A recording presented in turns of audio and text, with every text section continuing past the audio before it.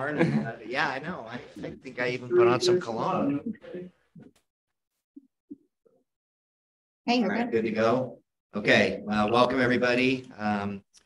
We are short in numbers, but those who are here, thanks for being here. And we will convene our work session and jump right into Planning Commission appointments. Item A. Wayne, I don't know if you have anything that you care to present, or we can just talk about the names. Actually, that would probably be good if you don't mind just saying who is coming and who is going. And sure. Thanks.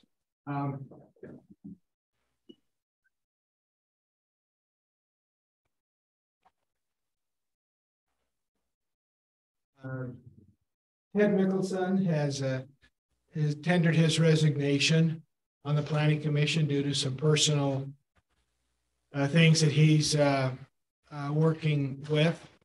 And he made a recommendation, actually, and I've talked to several people about it, for John Stout to be a new commission member. And you have in your package background on him and details. And I've talked to him and talked to several others who know him, and he does come highly recommended to fill that position of Ted's on the Planning Commission. So that would be, I made the recommendation to the mayor and he concurred with that. So he's going to come tonight, but he had a family obligation that conflicted. So that's the reason he's not here. But in looking over what he has, what he provided, I think he's very well qualified and would welcome him to be on the Planning Commission. There's some others whose term has expired, and everybody is, myself and Lori are two of them, and we're willing to continue to serve if that's the will of the council for that to continue to move on. So. Thanks, Wayne. And then John Wallace also, we would have to renew his term as an alternate. Yes, and he's agreed to continue to stay on. Very good. Okay, thank you. All right, welcome, Carrie. I'm late. No, you're okay. I just didn't know when you would be arriving. Janet is, as far as I know, still sliding around on I-15. So yeah, well, Friday really sick right now. Is it really? Yeah, and there's a few people kind of messing around, and so. Okay. Gary, you need to turn on your mic. Oh, Wayne had it on. I guess you turned it off. I turned it off when I finished. Sorry. All I'm right. just saying some of our side roads are pretty slick right now. Okay, well, you didn't miss much. So, and I believe you probably heard everything that Wayne had to say. Any further questions or discussion on that? Just a comment about John Stout. He is a great individual. We spend a lot of time with him on the fire department. He's one of a kind, so great. You'll like him. And Ted, I want to express our appreciation for your service. Thank you for the time that you offered. And it's not as though you've been let go in any respect. I think that you've had plenty of other responsibilities piled on. So it's really not even, I guess, a release of sorts. It's more just a shift. But thank you. Mayor, can I ask a question? I'm kind of forgotten with regards to, I mean, Finance Committee is pretty new, so renewing or asking those people to be on it again is, you know, this is their first time to be able to do that. What are our, maybe Ben's been working on this, I have no idea, but the policy procedures for us, and how long can people serve? I mean, is it one extra time, two extra time, indefinitely? And what is our time frame for each committee, whether it's commission or one of the other committees, just so that I'm aware? I've kind of forgotten that because we haven't really dealt with it for a long time. Right. And I don't believe there is a limit to the number of terms that any individual can serve. Now, as far as if we wanted to shift and cycle out old blood and in with new, I mean, that's certainly something that we can consider. I mean, I think that I'm certainly of the opinion that if it's not broken, we don't need to fix it. But I don't just I'm don't not want aware us of to any get- term limits. I that, guess I just won't want to get us caught in something when Ben starts unraveling some stuff and saying, oh, by the way, we did it all wrong. Yeah, no, right? well, And that's, so- I hope that so- doesn't happen too. So I just thought that maybe we, as he's updating, we might know if there are term limits or if all of these service opportunities, because we run so much of our city on volunteers, it's good for them to know and it's good for us or a future council to know kind of where all the terms are and do they stagger so that it's, rotating through, right? And all of those kinds of things. Yeah, no, it's a fair question. Just a question. So we have nothing. We have nothing in the code that says you can't serve numerous terms. We do stagger the members and they go 2 years and 2 years. So what you'll notice on the resolution is that John Stout will fill the term of Ted, which is due to expire December 31st, 2024. And his term will expire along with Larry Henry's and oh my goodness, Severin Johnson's the same year, and then you have the continuity, so you kind of switch back and Okay, forth. so there is that. We just don't have anything in particular on who serves or when, or do we have protocol for replacements ever? Just kind of recommendations of whoever wants to, et cetera? Well, that's typically, it's been up to the mayor on these types of, he'll take recommendations and then present a name. And Wayne, did you have a comment? I think planning commission is a 3-year term that's renewable. So correct me, Jody, if I'm wrong, but I think the committees are different than that. But I believe the planning commission is a 3-year. It's an ordinance driven time limit. Yeah, that's, It can be renewed at the pleasure of the mayor and the city council. No Yeah. limits, like Jody said. and that's what I was just trying to remember with all of those things, because I thought there might have been some differences, but since we know that Ben's working on all the policy procedures, I'm working on finance policies and procedures right now. but it'll Once I- happen. Once I finish that, I'll talk with the mayor and see if he'll want to let me loose on anything else. Yeah, I mean, it Just merits something to further consider. consideration. Yeah, no, I agree. I think it would be, since you're bringing it up, and I think it's fair to bring up, it wouldn't be bad if we at least posted and said, There's an opening. Again, I highly doubt you'll get many takers, but at least. We don't even get takers for paid positions. I know. At least it would give us the opportunity to say, well, it was posted and, Right, that's a good point, David, because we have new people moving in all the time, and we each have kind of our area that we know people and what their skill set is, but we have people who move in all the time that we're not really aware until we've discussed it a long time with them. What do you like to do? Do you want to volunteer in the city? Or, that's not really usually the first thing that you ask somebody when you say, welcome to town. But You it should might change be. Right. But as we get to know our citizens and having opportunities to serve, depending on where they're at, to say, oh, well, we'll be posting this in 2023. So, or, whatever. Well, and just as a alternative, I mean, if you all are the eyes and ears and you do, I mean, rather than having a formal policy and posting that is just another rule, maybe it could be something that's informal too, where if you know somebody that has aptitude toward a particular committee assignment, I mean, we can have a conversation too. And that way it's not something that is sort of rigid with formality. It's just something that, well, let's have a conversation. Yeah. Is anybody interested in serving in any of these areas? Maybe every once in a while, we just post all of the committees and the planning commission, and then periodically you could gather names and say, well, there's no opening now, but I'll consider you for the future. Sure. And Yeah, those I- are posted on our website, so Okay. we do have that on there. We do have the openings on our website. Well, they're posted each term Okay. when they're renewed or anything, or when they're expired. Yeah, Ben. One thing I would like to say about Wayne, though, is thank you for all of your long service. But I also think my opinion would be to support a renewal there because of that continuity with all the things we've got going on right now. Yeah, It would be difficult. I think it'd be a burden to the city to put somebody else in that position right now with all the different plates we have spinning. I agree. I think there's a lot of depth and value for sure. So striking a balance between getting some fresh perspectives perhaps and making sure that we don't just jettison our institutional knowledge. Yeah, I would agree with that. I mean, Yeah, Wayne does a lot more than just the planning commission. I mean, he's doing all of our plan reviews, doing, goodness, a lot of our ordinance reviews. So I agree with that.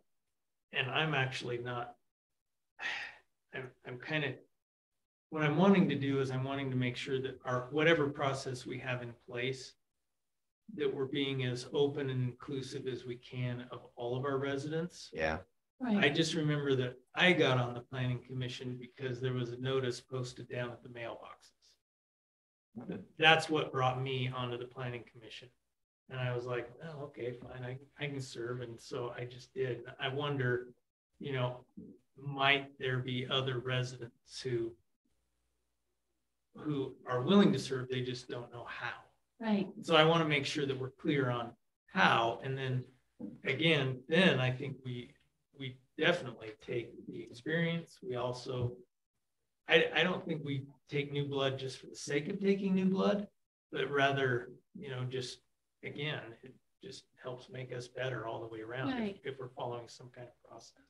Because we kind of have a thing that we post volunteer opportunities, and it's usually, you know, to help with a particular project or an event.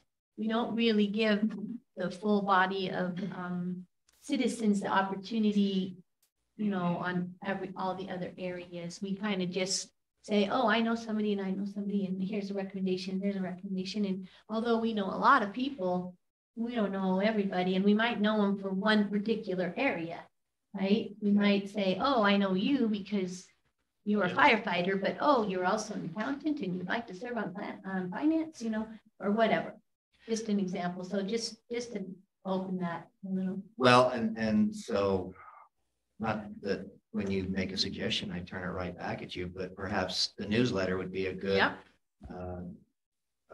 means to get the word out of upcoming positions that are opening. Mhm. Just because if there is someone that wants to do that, I think that would be a great place to start. So, and at least we would get kind of a database of those that want to get engaged. Yeah, exactly. Okay, and then Jody, I don't know if there's more that we could or should do with respect to our website. I mean, it's something that I don't know if you I have mean, any if there's thoughts an on that. opening and you would like it posted in that manner, we can put it on the website. But right now, as soon as you go on to the website, you'll see, you know, who serves and when their term's up. So that is there. All right, I think there's still a lot of people who are confused with the website, just to be honest. We'll say, look at the website, and they have a hard time sometimes finding it. And if you're using your phone and you're looking up an ordinance, you have to download it all on. You don't have to phone. download the whole thing. You can just pick and it's on the right hand side in the upper corner. What it's worth, there will always be people who are confused with any website. That is just the world we live in. And so That is true. we have an opportunity to train them, teach them. And if they have issues, then we can talk to them. But I have yet to find a piece of software that people don't find confusing. all right. Well, any other discussion on planning commission? Oh, I thought we had discussed finance already too, so No, that's no. why I was just bringing it up as a general, not specific to planning. Right. So finance committee. Well, I guess I will just take this one. Newt Adams, he tendered his resignation, and Drew Jorgensen, he is a CPA. I ran his name past Mike Taylor, who chairs the committee, and Mike thought that Drew would be a great fit. And then I also asked Mike and Tim Larson, who was also on the committee, and Chris, if they would all be willing to continue their service, and they all agreed. And so the changes with Drew replacing Newt. Are we finding that we're having I'm not seeing a lot of diversity, so I'm not sure, where does Drew live? He lives right by the gates at the top of Summit Creek. Okay. Just keep trying to keep track of where people live and, you know, making a little bit more diversity. I don't see that we have, besides Janet, which is not really a committee member, she's the council person over it, but I think we should maybe potentially find a woman who might want to serve on that committee as well. Terry, you need to just speak into your mic. Oh. Okay, well, point taken. Just- Drew's a CPA. Yeah, I think yeah, that that's good enough for me. Yeah, so- well, we're good. I'm just throwing it out there that, you know, as we think about things and diversity of where we live and That one's a hard. diversity of 'cause thought. I know. Yeah. It's hard, but we do have some women who are CPAs, and I just think it's just good to be cognitive of when people look at our city, that they feel like there's a place to belong. Okay, Just a thought. all right, thank you. Any other discussion? The only thing I want to mention is I remember calling Newt and asking him to be on the committee. And he didn't feel comfortable being on the committee because he's not a financial guy. And I just said, you know, what we really, we don't need a financial guy. What we need is someone who's willing to dig in and find out, how is this going to affect the city financially? Are they going to, you know, what is doing this going to do to the city finances? And is this what a common resident would want? And Newt has been absolutely incredible. He's done a great job. I appreciate all the work that he's done. So anyway. Yeah, no, I wish he was here that we could thank him in person. Well, and that's a good point too, that maybe we're being narrow in our focus of who serves on what committee and why. Well, I think with Drew's really he's the only one that's a CPA, right? Tim is also. Tim is Tim too, is as yeah, well? Tim is Okay. too. Yeah, Oh, Tim Weeks is on the. no, Tim Tim Larson. Larson. Tim Larson. And he came to one of our other meetings, and then when he first moved in and said, I'm a CPA, and I said, we have an opening on the thing. Right. So it worked out really nicely that he was already kind of in the volunteer mode. Yeah. Okay, well. Yep. Again, point taken. We're good on all of them. Okay. Item 2, ordinance establishing 2023 meeting schedule. Any meetings following anyone's birthday or anniversary, or They do. I'm only. Then we half have to have a joking. party. Oh, I yeah. did look for that.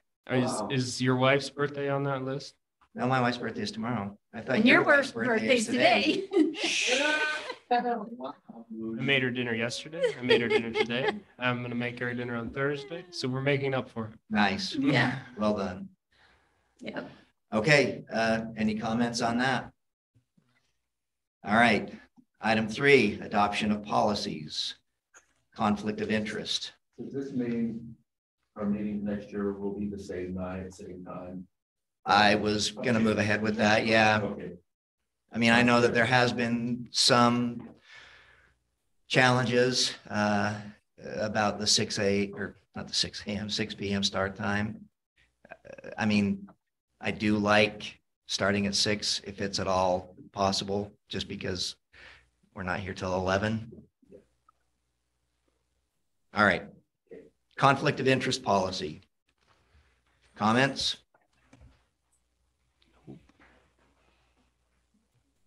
Just fill it out, turn it in, no problem. I mean, I think it's probably important. Yeah. Well, I don't know if it's patterned after the congressional conflict of interest policy, but it sure seemed to have some of the same, but we'll observe it. unlike them. So So, If you're following the policy, you'll all be millionaires. that's the aim here. Yeah. so I noticed that there are two different policies, but there's on the ethical one, there's a signature line, but on the conflict of interest, there wasn't on our form, but I didn't know if we had it printed out for us to sign tonight while we're here, or if we're supposed to print those out at home and bring them next time. So are you talking the conflict of interest policy? That's just a policy. Okay. And then the ethics is the pledge. Is that the needs other a one. Signature. Okay. And then basically it's if we find that there's something on the agenda that we have a conflict or a conflict of interest in, we disclose it at the beginning of that meeting and can still vote on some things, maybe not on others, depending on what that conflict is. Yeah. And This I is don't what I think that, have on other boards and things. We do it every single meeting on one board I sit on because it's so important, but and I don't recall there being a sort of a recusal requirement in the policy. I don't believe there is one. So yeah, as to whether or not you vote on something that, I mean, I think that's going to be. it is on number largely 6. You may self-governing. recruits on any of that official thing. So point E, I guess. I said 6, but it was E. But just to make sure that it was right. Janet must be here. Yeah. Yeah, so it's a self-governing principle. wife. So I think that we all know what we need to do.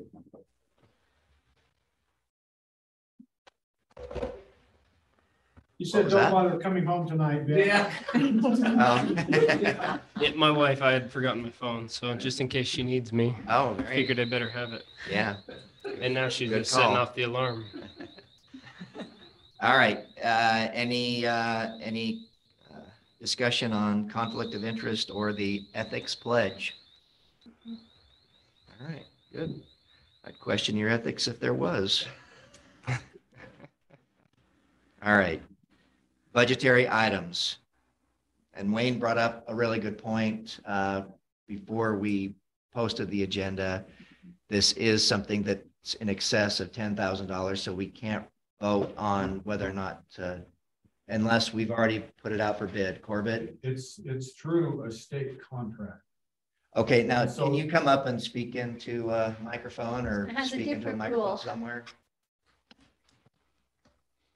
So when the state goes through a procurement policy or a procurement procedure, and they bid all this stuff out at every year. And if we go through a state contract, we don't have to go through it again. And so semi-service is a state provider for cranes. They've done it through the state contract. The contract number is on the bid. So I mean, obviously you can do it again if you want to, but because they're a state contract provider, you don't have to. At least that's my understanding. Does that make sense? Correct. In other words, I don't know if you're worried that we have to like put it out for a bid or. Well, if we are expected to, I want to, but We if we're don't. not, yeah, then We're we good. just need you to approve the expenditure. Yeah. Mayor? Yeah, Mark, go ahead. A couple of comments. Can everybody hear me okay? So I don't have to go to the mic. No, Janet, we need the. I think, mic yeah, so anyone that those on- online can hear you. Poor Chris needs to hear you. It is on. So what Court was talking about is the state of Utah has a procedural policy where they go out and they get bids for numerous items, vehicles, construction services, everything, and they go through all of that process ahead of time to have that contract in place. And a lot of cities, counties, districts have in their policy, and I know I talked to Ben a little bit about that. I don't know if we do as a city or not. They have in their policy that if it's a state contract, we can go ahead and as an entity, accept that state contract, not required to. You can still go out to bid, but if it is a state contract, for like vehicle purchase and everything like that, they're usually hard to beat. And so that is something that most communities or government entities in the state do. But it does need to be in the policy, the city policy, if that's what you're going to do. Okay, So and It is in the future policy. if that makes sense. Okay. But our current policy will also accommodate that And, because the bid process is required, which the state has already satisfied. Okay. So Mhm. we'll just make it clearer. And on a completely separate note, again, I want to say thank you to the snow removal crews. They do a great job. I mean, they do a very good job with very limited resources. Can't say that enough. That's all. Thank you, Mark. We get a little roundabout when we get home. Exactly. Isn't that true? Just don't. 2 hours on the freeway. Sorry, I'm late. Welcome, Janet. Glad you're here safely. However, what did you listen to? What do you mean? Well, was it music? Yes, Oh, Fox. Oh, okay. Kind of a prying question. Personal question. Like podcasts on the way home, No, news on the way to. unless, our president's United Chicago. Christmas Isn't that the music. same? Oh, wow. So much. Well, All right. Well, do you have any questions, Janet, as the newest arrival on the approval to purchase a crane for our service truck? I read through all the materials that were provided. So. Not to put you on the spot, I just, Yeah, I don't even really know what to ask. yeah, we do need Seems it. like we need it. it's a That's what I need. kind of thought. Yeah. Laurel? It's a huge need. I looked at the bid and it expired in November, so I contacted Craig since his name's on it, but it's still. Craig said it was updated as of today. You just don't have today's copy. Today's most recent. So thanks for. Okay, great, thank you. Wait, one more question on that. I'm so sorry. If the contract changed and it's updated today, Is it does the the same price price? change? Same price, Same price. according to Craig. I think Yeah. that's true. Same price. The only thing that changed was the updated contract That's true. for the quote. Okay, all right, thank you. Item 5, review of fraud risk assessment. Chris? Always love the fraud risk assessment. Let me pull it up here for everybody to. Chris? Do you not hear We me? see you're unmuted, Chris, but we can't hear you. That's what I like, Chris. Is Chris at his best? Yeah. There he is. Your No microphone's sound. not working. Just to your comment, I've had several citizens reach out to me and tell me they really appreciate the snowplow, Oh. the yeah. job that they've been doing. I've had several reach out. You make sure you pass that along. We're so grateful.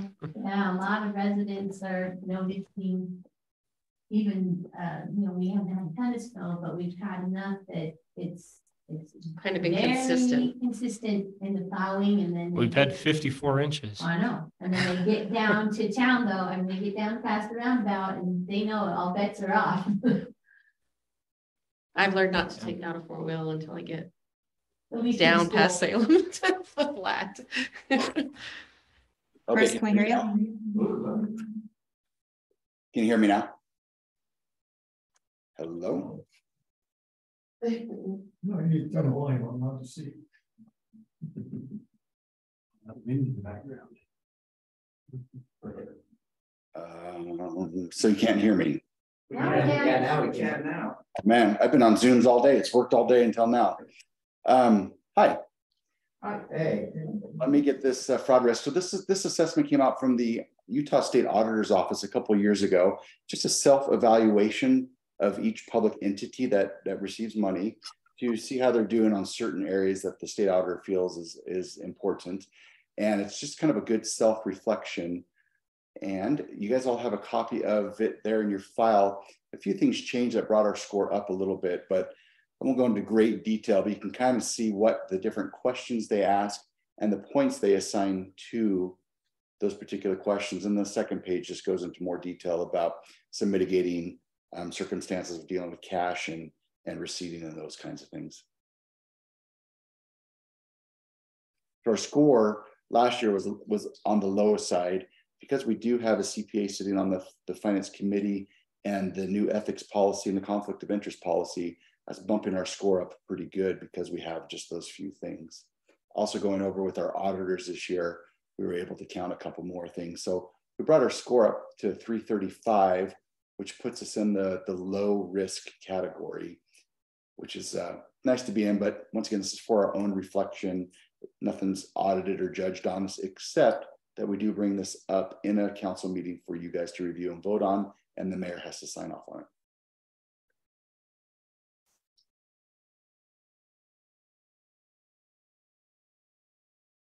And I'm assuming that the screen is not sharing, is that correct? Anything that says no.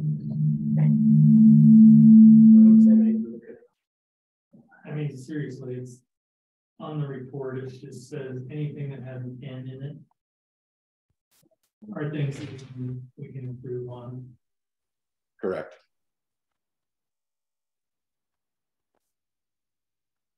And mostly it's us doing our training. If you guys do that training on there, that'll bump us up into the Hold on, Chris, you're a little low again.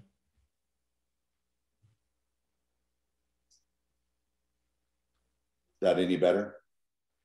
It's a little better, but not quite there.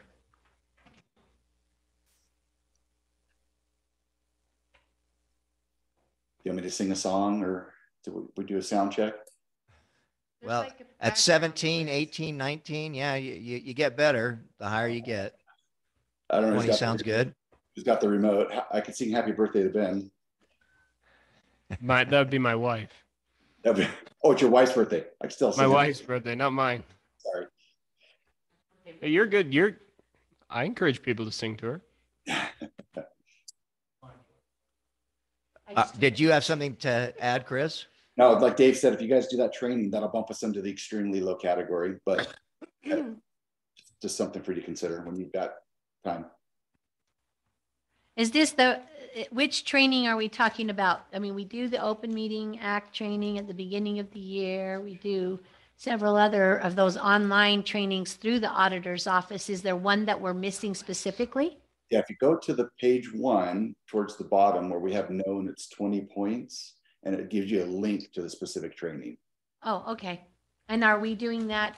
I mean, so it's on our agenda. We know we're all doing it. Or are we just supposed to individually do it and report? I mean, which way? I think you can just do it and report, but it's just at training.auditor.utah.gov. Mm-hmm.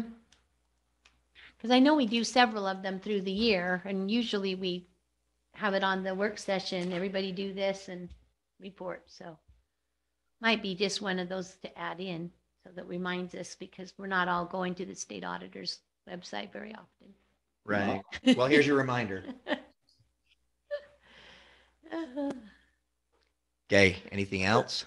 No, just needs a vote, and the mayor, or I don't even know if it needs a vote, but the mayor does need to sign off on it, and they had to be brought up in a public meeting.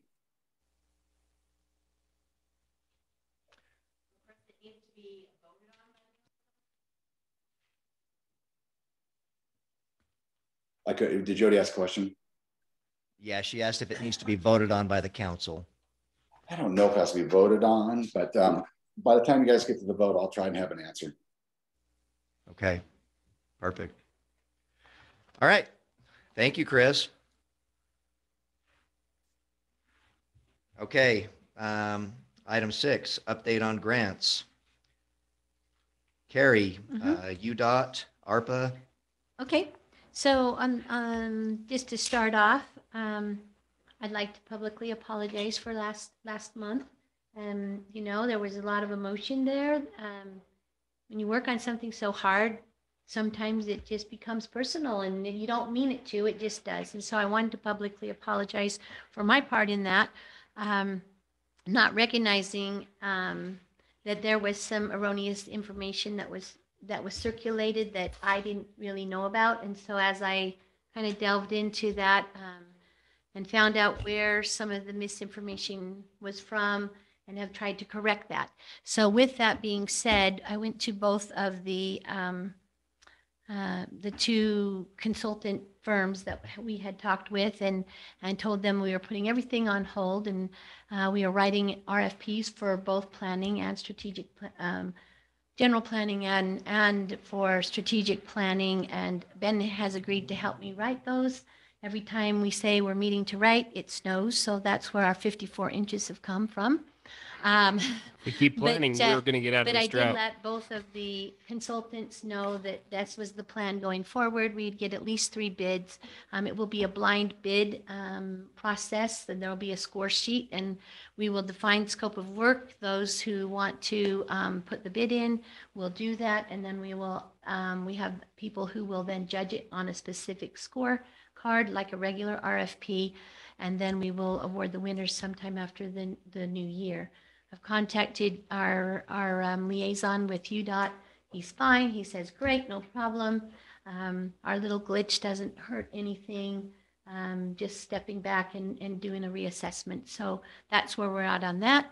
And I appreciate everyone's input. It's important for us, I think, to recognize where our roles are in this city and what value that we bring and what our intent is and what our purpose is as council members to represent our city.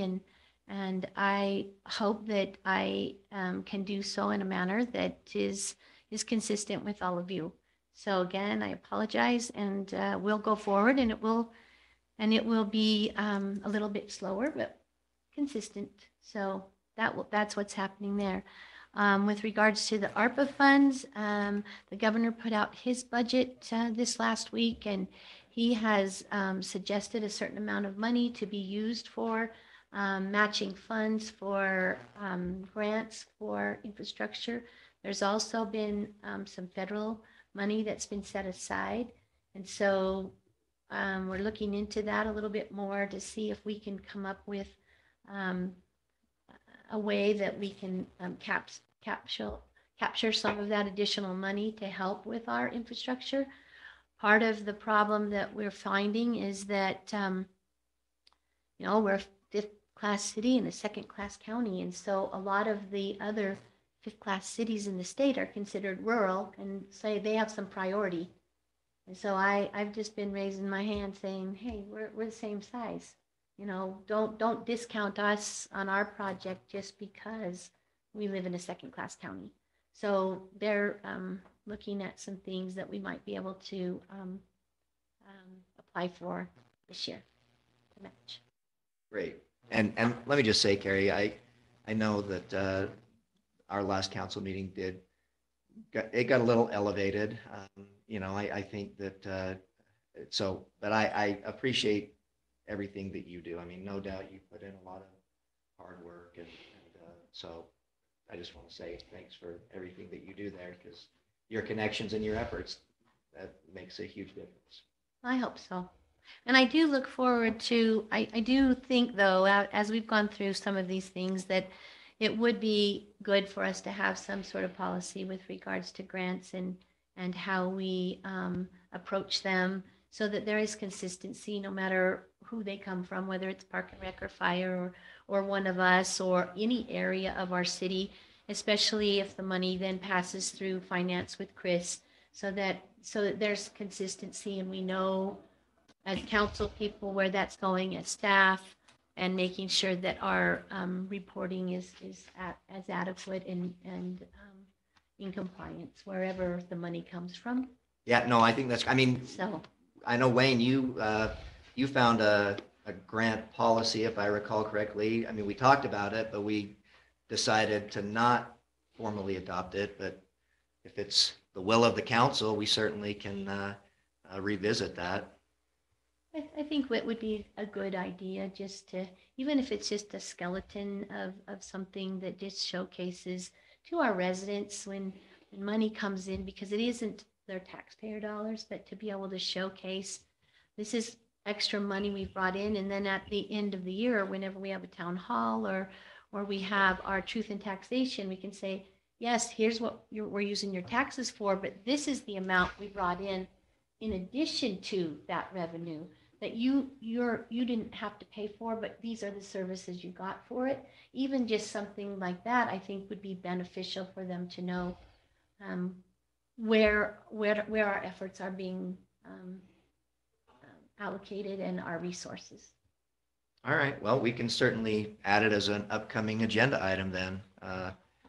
I mean, I don't want to waste the time in this meeting if it's, dead on arrival. So, I mean, because we've already discussed this, is there a change of heart or is As the I re- attitude still? Yeah, as I recall, the discussion was that we just, if, like, we don't want to slow down the grant process because a Right. lot of grants are, Have to be that day. very, Right. very time sensitive.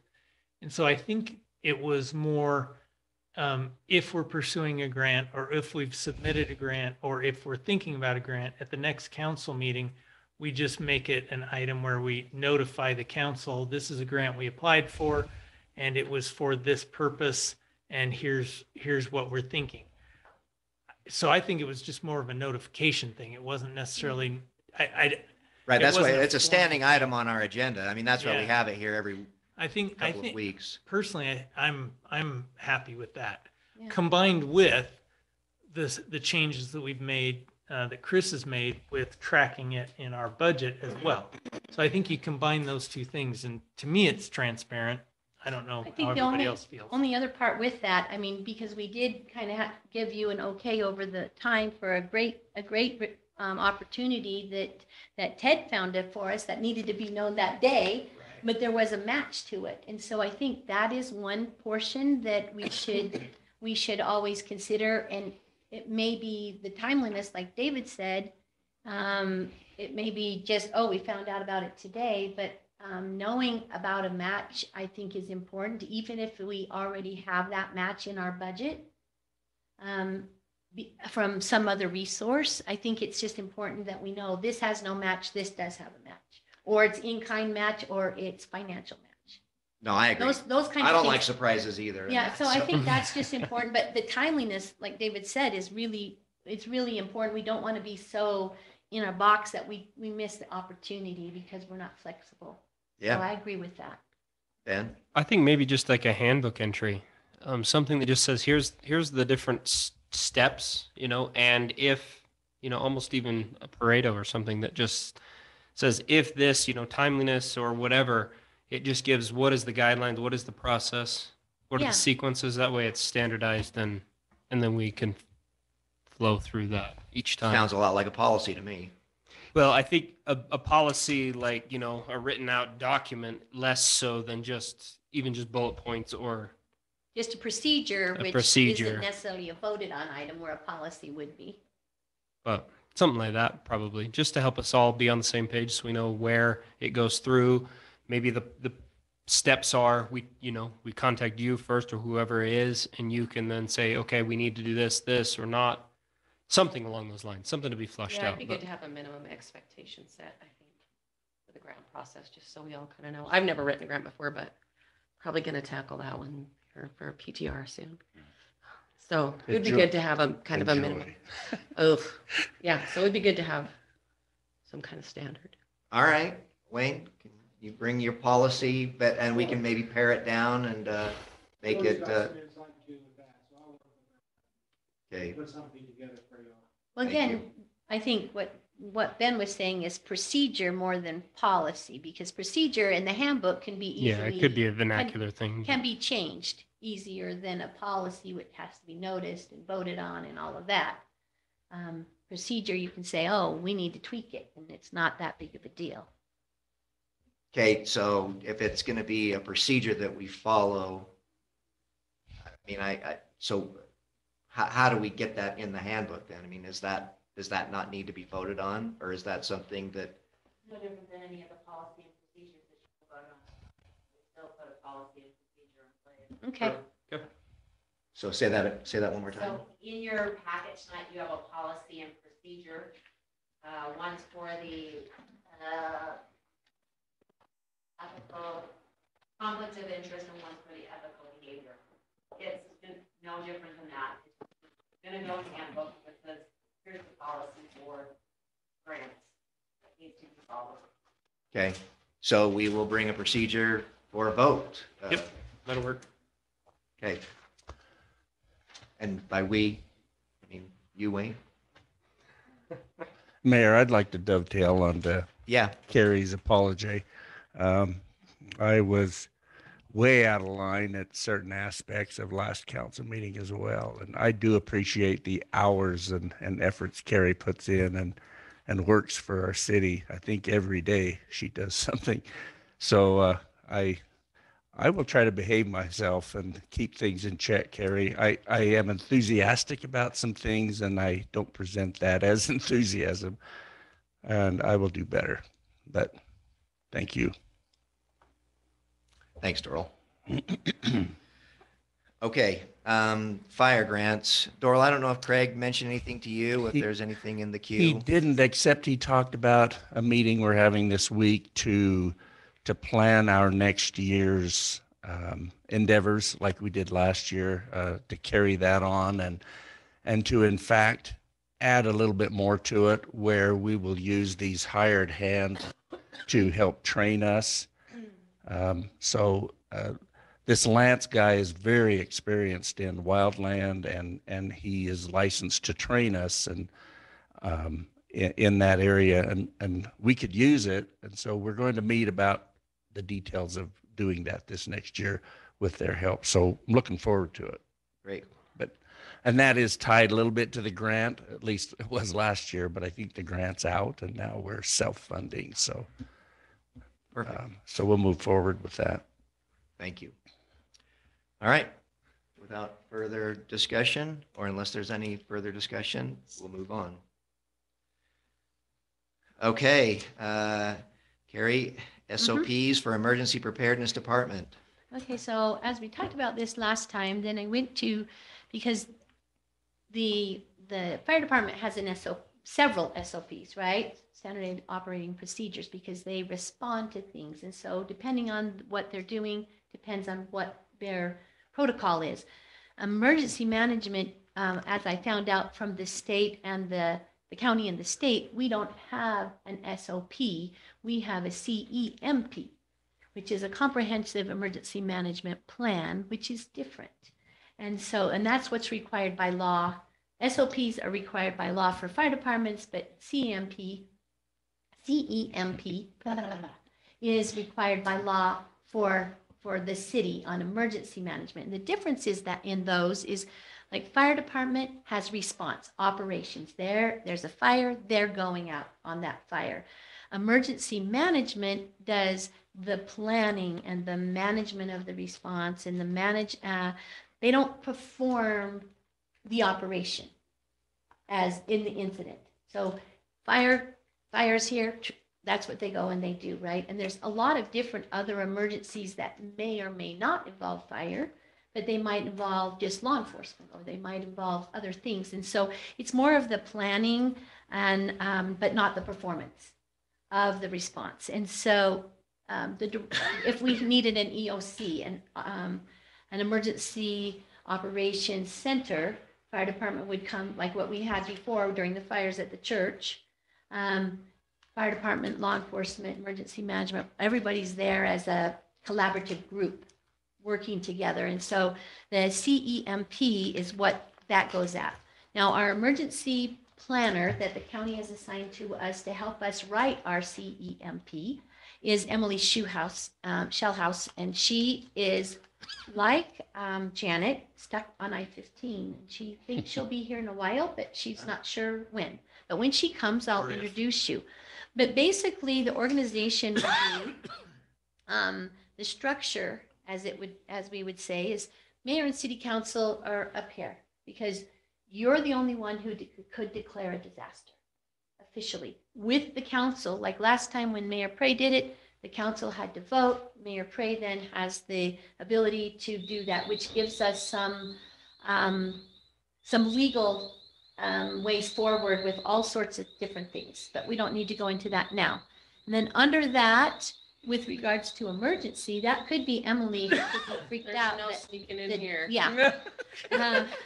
And that's Emily. Oh, come on. Same thing. We just wanted to know that you were coming, so we set the alarm. So everyone, this is Emily I was just talking to you about. She is an employee of the county. She is an emergency management planner who has been assigned to Woodland Hills to help us write our CEMP plan. Emily, in a second, I'll have you say some, I was just kind of explaining the difference, what we talked about earlier between the SOP and the CEMP. And of course, Aaron is also here, but kind of organizationally, there's different roles. So mayor, city council are up here, fire department's here, emergency management is here as collaborators. No, nobody does one thing. I mean, well, obviously there are some things, but I'm not trained to go on a fire. I would never go on a fire, right? But they're here.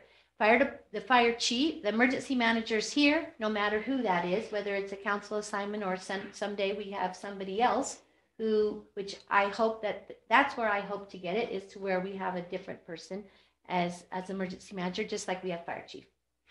Underneath each of those, fire chief has the fire department, which then branches out into several specialties. There are people who have red cards, people who are structural, people, the EMS, and etc. Fire department has a whole bunch of people.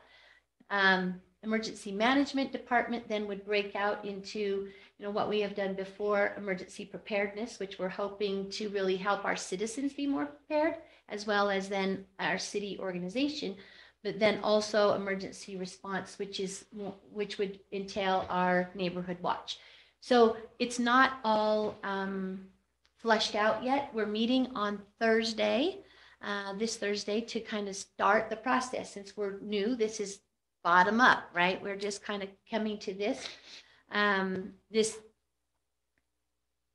as we slowly go forward.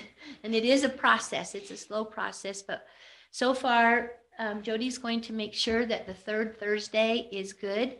This Thursday is the third Thursday, which is sort of weird because it's only the second Tuesday, but we want to make sure that date is still, he was still okay with it. He's going to miss this Thursday, but that's for a private thing, but our normal day will be the third Thursday. And with that, Aaron is really focusing on preparedness, especially individual preparedness, and Emily, simultaneously, we will be working on that CEMP to be in compliance with state and federal guidelines. Now, Salem just did their plan, and they hired an outside consultant, a friend of mine named Kelly Johnson. So both Doral and I have had the opportunity to review their CEMP, which is really pretty amazing. They could not do it on their own, so they did spend a lot of money in hiring an outside consultant. If they would have just knew I had gotten this other money at the county, they would have been able to use one of Emily's counterparts to do the same thing for free, like we're going to do. But we will get something very similar to what Salem did. Some of it will be standardized in emergency management procedures, and then some of it will be specific to Woodland Hills. So Emily and Aaron and I are working together to make sure that's going along, and we will be giving you updates and be able to review it often, especially Doral and Craig, is that they're part of emergency response. And I think that it's going to be good, but it will not be an SOP, so we won't need to vote on that because, again, that's not what emergency management does. It's the CEMP. Just a different terminology and a little different role. Any questions on that? Thank you. Carrie, thanks for mentioning Salem's document. When I got a copy of that just day before yesterday, I read the whole thing, 91 pages, and it is so cool because it encompasses everything about an emergency, not just little parts of it. The fire department is a spoke in the rear wheel of these kinds of events. And it goes through, I'm even going to spend time in training in the morning about what that document has in it, because we're included, but it is such a cool document because it talks about staging areas and schools and all of the things that. And that's the difference There's a between huge the operations and then the planning and the resources.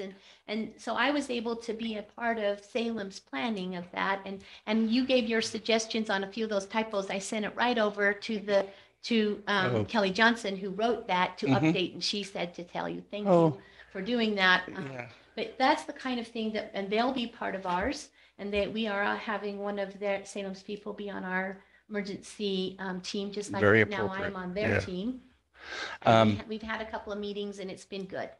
I have permission from Salem to share that with the council and our members of the fire department because it encompasses so much and it opened my eyes as to why we need a department Carrie has suggested, because there is a level It's that above, we need, Yeah. And since it's the law, I think it's just a great thing that we're moving forward with And this. make sure that what you're sending out is the final version, because the one we looked at this last week was still the draft. The council hadn't Okay. approved it yet. So Yeah. just make sure whichever one you send out, it's their council approved document. Maybe I'll wait for you to send that. We can You'll ask know, Office- we you'll can know. ask, Gurney. Yeah, we'll ask him if he can send us over the finalized. Yeah, version. let me ask you to do that because I won't know when it's complete or not. Okay. But yeah, wow is all I can say. But it was really neat to be a part of that process and to recognize that we're going to have something similar, and that Emily is the one who is trained as a planner to write these. And that asset is going to be really great for our city. And Aaron has worked in preparedness a long, long time. So he'll be able to really focus in on that side of emergency management and getting our city, our citizens especially, engaged in being prepared for whatever comes our way. Would either of you like to say something now? Yes, Aaron. I was just gonna say, Have a seat. Yeah, you gotta speak into the microphone. so one of the first things that I'm focused on trying to do is make sure that we get the word out to as many of our citizens as possible that the department now, is it department or division or what is it called? Department. That the department's being formed, and that we want to invite as many people to apply to be part of that department so we can take advantage of as many skill sets that are out there. So this Thursday is really initial planning on what positions are we going to need to fulfill in this organization, and then how we're going to get the word out to the citizens that these positions are going to be available, which beginning of this meeting, you guys were talking about that. So that's kind of coincidental, nice. And then once we get the team people together, then that's when the real work begins of planning, once we have the skill sets working together. So that's where we're at. Okay. Great. Thanks, Thank you. Aaron. Emily, would you like to come up and?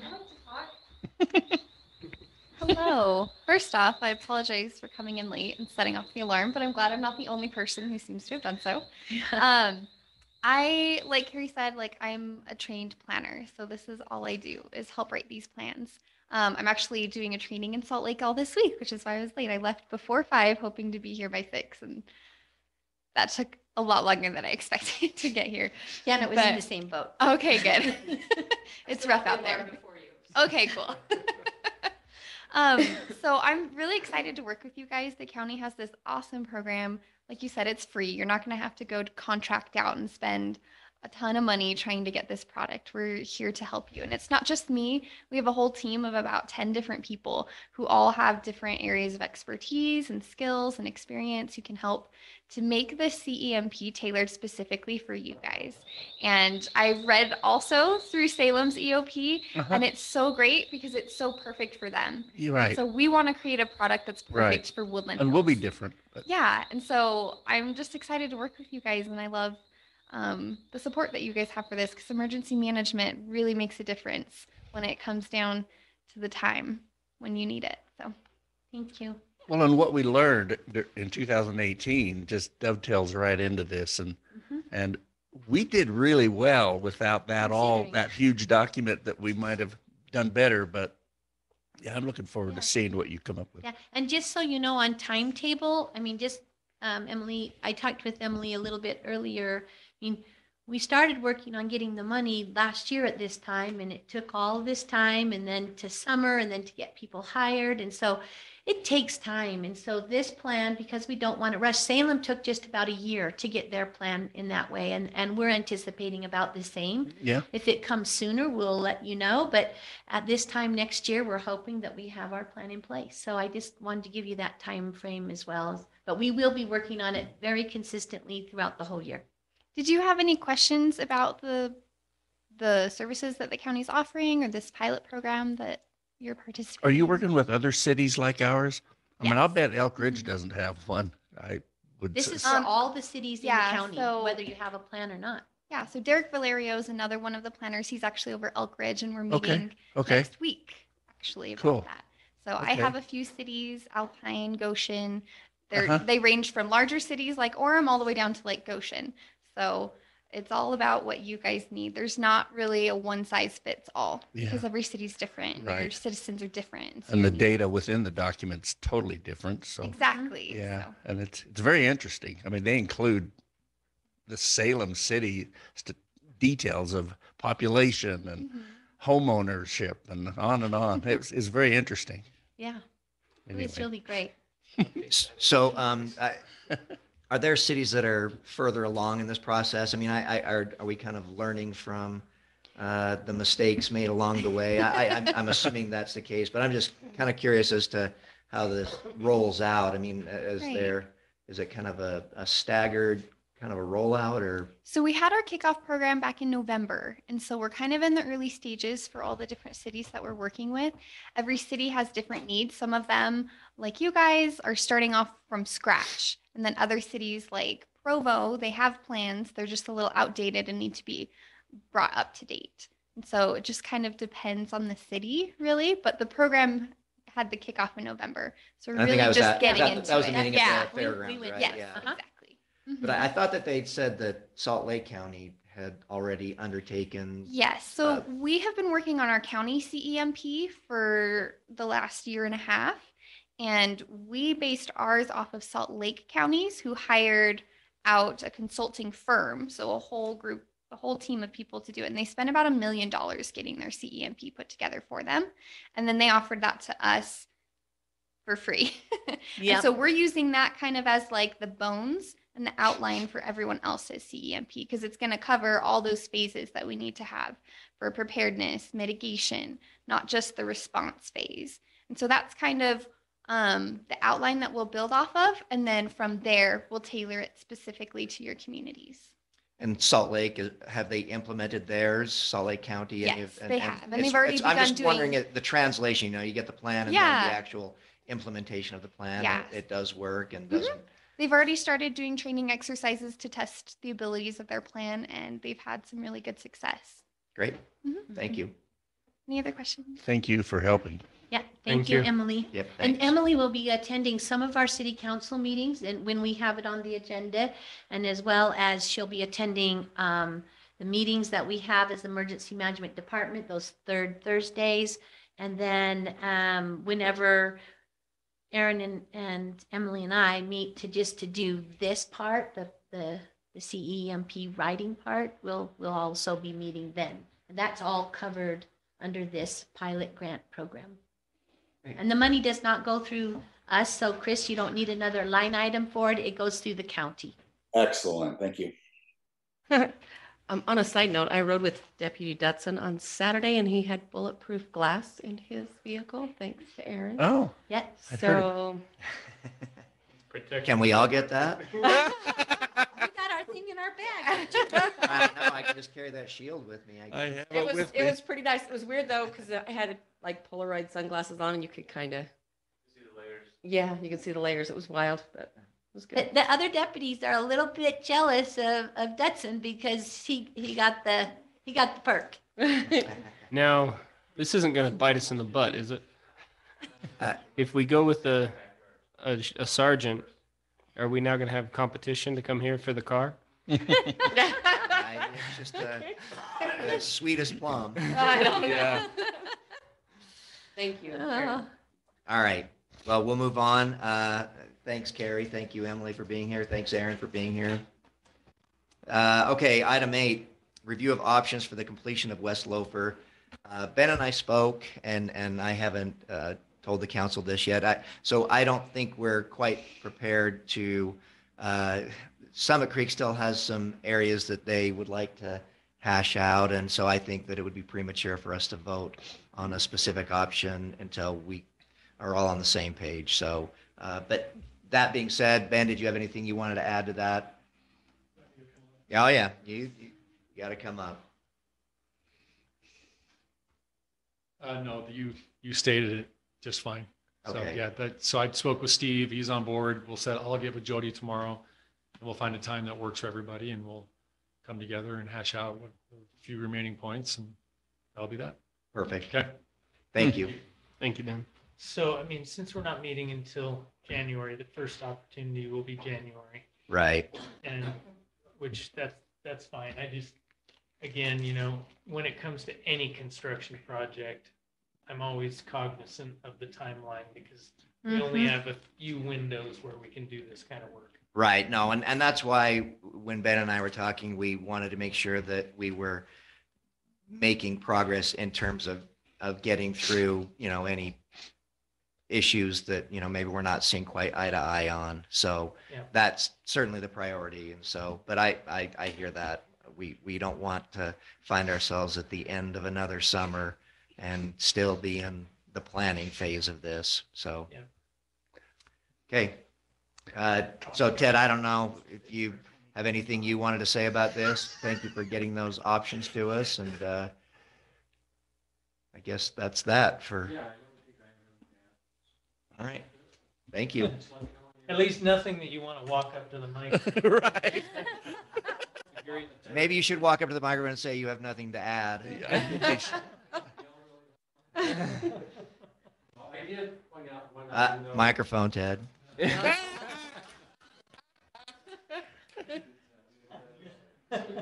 should have held that thought. Ted, before you sit down, Ted, talk about your new job too in the city. We'd love to hear from that. The new job? Yeah. I don't know. What is it this week? Your training thing. I want you to talk about. He's taken on a huge role in the fire department. Anyway, Well, so I got out of one role because to free up some time and got invited to another immediately. So it was after Wayne, not before, but What is the new role? so I'm the new Val Wilding, Oh, training officer and assistant chief he's assistant chief training officer. Yeah. in the fire department. So And he said yes, which I got to learn how to say no more often, I guess. smart. Yeah, which is advice Craig gave me about a year ago. He said, you need to learn how to say no, and maybe I should have listened to that the other day. But Yeah, he gave you your out. yeah. But thank you for saying yes. Absolutely. Yeah, big job. Oh, I love the fire department. Great group of guys. Really fun to serve there. So the only thing I was going to add is so those costs that were put together, I keep inflating them because we put those costs together probably a little over a year ago now. They came from a contractor who put a bid together for us. Not when I say bid, it wasn't a competitive bid. I just asked him to put the real pricing in and not as though he was trying to win the project. Then we added some contingency money. I've been inflating them a little bit, you know, every 3 or 4 months. That's kind of where they're at now. They've had some inflation applied to them. Construction has not deflated yet. Not the right word, but you know what I mean. It's not rising like it was, construction costs, because I think the residential market is tapering a bit right now. But also just the one thing I wanted to add is that number also, there's a little bit of engineering that will go with that. And I was talking to Ben earlier today. That doesn't have a number to it yet because that's going to depend on the option selected as to how much that engineering could be. You know, I give them a ballpark, probably 10 to 15,000, depending on the option to finish up the engineering, get the bid docs ready and put it out to bid and all that kind of stuff. But so I've heard that there's some still issues with supply chain and with the inflation, having those supplies at a reasonable cost or a labor shortage. Is that going to affect this project at all, either of those two things? it depends on timing. I mean, the sooner the better. I mean, the ideal time in the market when we do projects to put a project out is right now to bid it out, because contractors during the winter tend to not be quite as busy, and so this is when they're going to give their good pricing and start to build their workload for the spring and summers. You put them out in the spring and summer, that's when they're really busy. So They're already full. so then you tend not to get quite as good a pricing. But you know, the market just it's so up and down right now. It's hard to guess where the market will be. Right now, what we've seen is some of the prices have not went down, but tapered a little bit. They're not we were tracking inflation with construction because of labor shortages and materials at about 10% for the last year or so. was their inflation in construction. But I think that's now tapered, not inflating like that any longer, but it could pick up again. We're getting more people bidding projects now. Before we were lucky to get one, sometimes two. We're getting now, I just had one last week, the end of last week, we had a bid opening. We had 8 people bid the project and got some good pricing. So kind of depends on timing. And right now it's probably a little bit better time than we've seen for a while. And it could remain that way. I don't know. Yeah. So, and materials all depends. Some materials are easy to get. Something like transformers, some of the electrical stuff is a little bit harder right now. With our project, we won't have that. But, so. Thank you, Ted. Okay. Item 9, Planning Commission update. Wayne?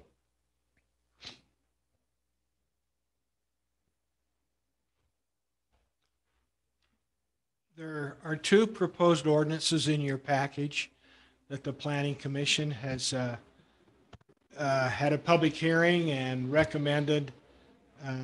We tweaked them a little bit following the public hearing, but we had no comments from the public hearings. But these are recommendations from council to look at these 2 ordinances. One has to do, I think it was originated, part of it in Park Trails and Recreation, having to do with the restriction of certain size of UTVs on the switchback trails. That's specifically addressed. And then there's some other areas that would pertain to any trail in the city, regardless of what it is or where it is. So that is one of the ordinances that will require some changes, modifications to our trail ordinance, which is very short. It's not lengthy, but as we develop trails in the city, we anticipate more detail to our trail ordinance. But right now, it's pretty skeletonized.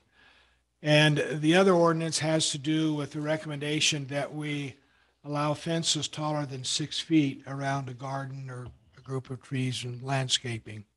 Again, that came to us from one of the council members to give some consideration to that. And we have, and we feel comfortable with what we're recommending to you as far as changes in those 2 ordinances. So Word got around that deer can jump 6 feet, so we are thinking That's maybe right. we go to 8 feet. And get yeah, them- for a while get it's them a around. secret and the deer didn't know that they could do Yeah. that. But now they Yeah. know. and Now the so- word's out. That's right. Can I ask you a question Please. about that, Wayne? Yes. So I was just looking at the not exceeding 200 square feet. 200 square feet's a pretty small garden. It is. And you look at the last sentence of that ordinance, it says the 200 square feet limitation can be waived by the planning commission, site reviewers, given good cause to do so. That's our existing ordinance. And so we left the 200 feet there, but it can't, you're right. We looked at it and felt that it's pretty limiting. So if somebody has a larger garden and they come to us and want an exception, we can grant it with good cause and it'll make that area larger.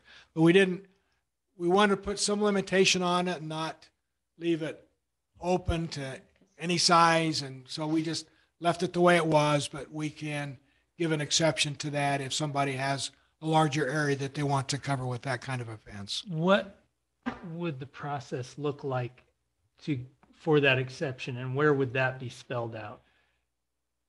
It's in the ordinance here. And when they provide the site plan for the fence that they want to construct to the city, then that's reviewed by the planning commission. And we would make a determination at that time, plan reviewers, not the whole planning commission. Usually there's 2 of us doing that.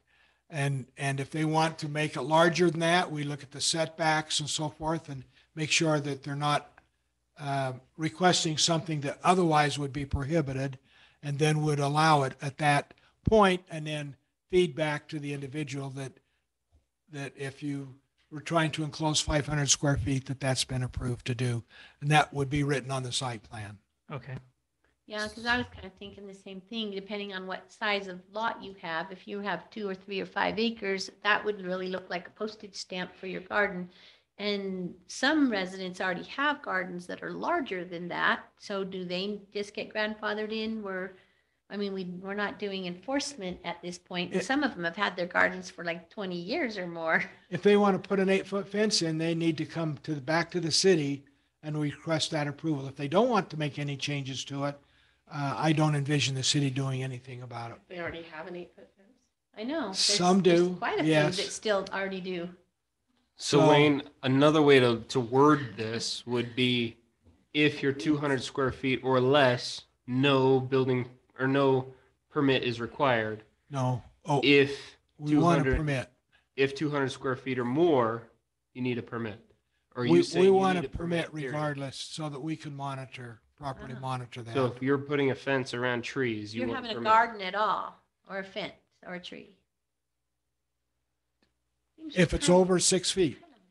Okay. Again, if it's under 6 feet, they don't. when you're gonna put Yeah, I'm something just, on a tree. so the reason I raised this as an issue is this actually came up in the former Chris Helvey home. The resident he was reading this ordinance and he was reading the 200 square feet and he was like, 200 square feet? That's like a little tiny area. And so then he asked Craig about it, and Craig had some questions over how to enforce this. And so that led to other questions, which led to stupidity. But regardless, the point was this kind of was, it was one of those head scratchers, you know, when you have an acre lot and you can only have 200 square feet worth of garden, that's a really tiny garden. And so I get it if you're like on a half-acre lot or a 3/4 acre lot.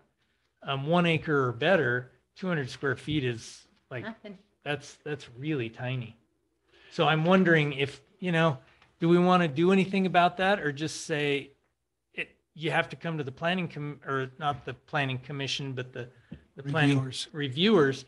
But then I'm asking, oh, you're now going to require me to draw a picture. You're going to require a site plan. And I'm like, It's a lot of bureaucracy. forget it.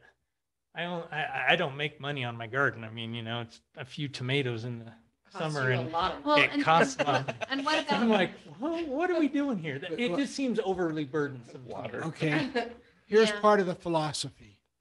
A council previously approved 200 square feet. I'm not sure why they did it, but there was some rationale that was approved for 200 square feet. My view on ordinance is to make as few changes as possible, but still accomplish a purpose of a change. And that has kind of served us well in doing that, rather than, unless an ordinance needs a wholesale rewrite, which we're willing to do, but otherwise make as few changes as possible, but still accomplish what the goal is in that ordinance change. So somebody had an idea before of 200 square feet, and some gardens are 200 square feet or less. And so we decided just to leave that in there, to go with that, but make an exception. Site plans can be hand drawn. They don't need to go to any draftsman or anything else to make these. And so we just want to make sure that other city ordinances are adhered to and followed in the site plan. If we don't get a site plan, then there's absolutely no guarantee of that happening. And we see that time and time again, even with site plans. So the site plan is kind of a check against what they want to do, to make sure that nothing is out of sorts with that. Yeah, the only reason I was laughing is I was like, okay, you don't understand my drawing ability or the lack thereof. Well, it would be terrible.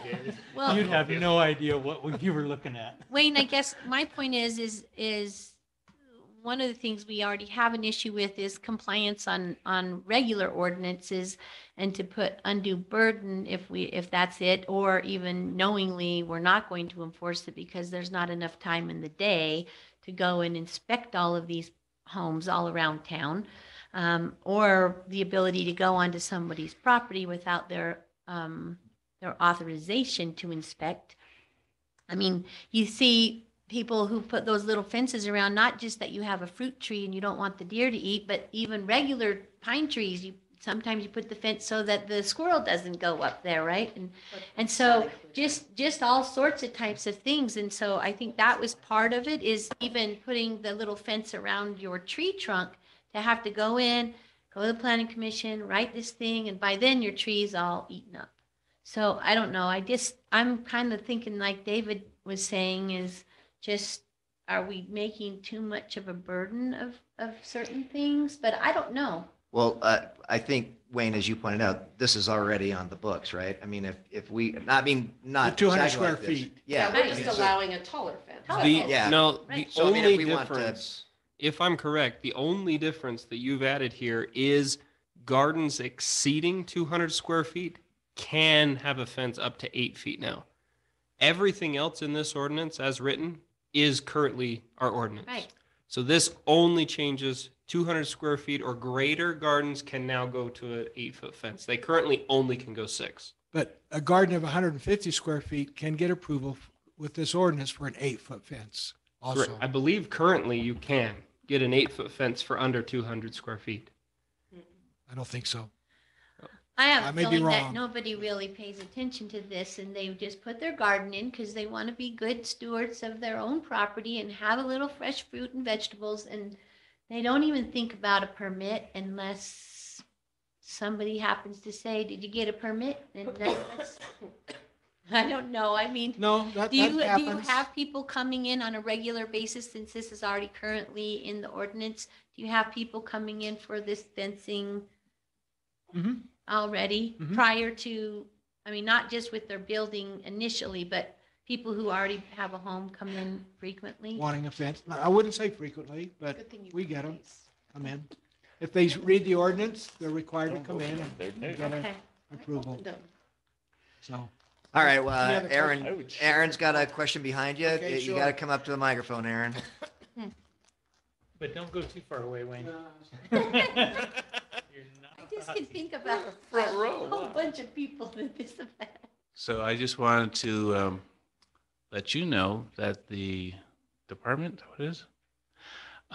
As we develop our proposals on how to help families become more prepared and to become more self-sufficient, that is going to incorporate gardens for them to grow their own food.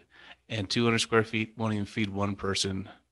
So I'm going to need to gather more information from experts on what an appropriate sized garden would be for a family of, say, 4, and what kind of square footage we'd be talking about. So we can come back to the council, come back to planning, and propose the reason why we want to make a change is because of this reason, this reason, this reason. And to make it as burdensome as possible, but at the same time, give the city some control over what's going on in this area. Is that okay? I will support that. Yeah. Yeah, I that think that's sounds a like great good idea. Okay. Proposal, thanks. It'll take some time, but be Yep. prepared. We'll be coming Good back. idea. All right, Wayne, back in the hot seat. So we're good to go, Wayne. So if I can, current ordinance reads, a permit is not required to construct a fence, 1, around a small group of trees or landscape feature, if the total enclosure area does not exceed 200 square feet. Or 2, around a garden or animal enclosure in the total enclosing area does not exceed 600 square feet. However, a garden or animal enclosure must comply with the other requirements of this section, which then delineates the height of those fences. So currently, if it is under 200 square feet, no permit is required. okay. If greater than 200 square feet, then a permit is required. So it helps us be able to have some oversight on massive gardens.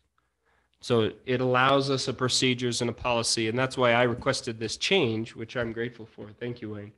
Is it gives us an avenue for people to have larger gardens without having them also in front yards. It helps us be able to help our residents know where they can put them, what kind of heights. That way we don't have 12-foot high front yard gardens.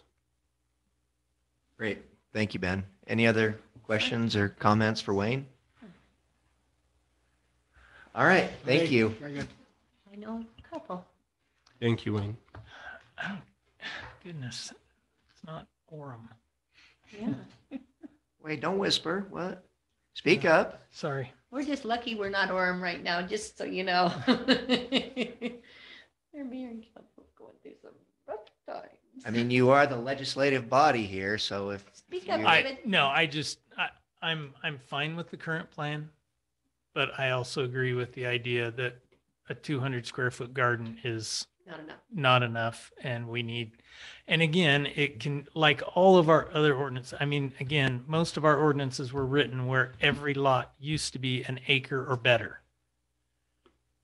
Now we've got smaller lots, and I understand that. So perhaps we need to adjust the way we write our ordinances in such a way To a that it's percentage or it's a something. percentage of the lot or something like that, you know? Yeah. And honestly, I don't care about a front yard garden. I personally, because again, I've got trees between me and my neighbor. He wouldn't see him anyway. You have to So- pick your sunny spot up here if you have. one. Yeah, so it's Exactly. like Where do you have the it's sun? I struggle with this idea, and that's why I made the comment, we're not Orem, but our houses aren't laid out in a row with a distinct front yard and a distinct backyard and side yards and all of this. So, Thank goodness. and yet, I'll also be honest, I don't really want to come to the review commissioners to get approval for something like that if it's, but I also agree that we don't want to have, you know, you use the word massive. Believe me, 200 square feet is not even close to massive. In fact, it's not even worth So doing. massive is like 4,000, 6,000. Massive would be an acre Okay. garden. But guess what? Where I grew up, we had an acre garden. So did we. We had So- an acre. Well, at one time we had a 3-acre garden. Like So a anyway, farm. I don't know. I just, Small farm. there is a balance to be struck and let's work on striking that. That's all we need to But, say. Yeah. but I think Janet does bring up a good point. Where your house is in the city depends on where your sun is, which could be your front, back, or side yard if you're right next to the Some mountain. property You don't have any. You don't have any sun in the backyard ever. Well, my neighbor's house is in the back of their lot, so they couldn't have a garden, but they have an acre in front of their house. So All right, Ted, come on up. You really want to speak? He has a neighbor.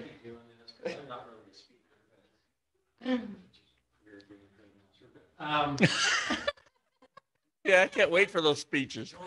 Great job. Oh, man. Um, So just from an engineering aspect, I think the ordinance is more pertaining outside the garden, but fencing ordinance with the garden, right? Besides you need to get fencing.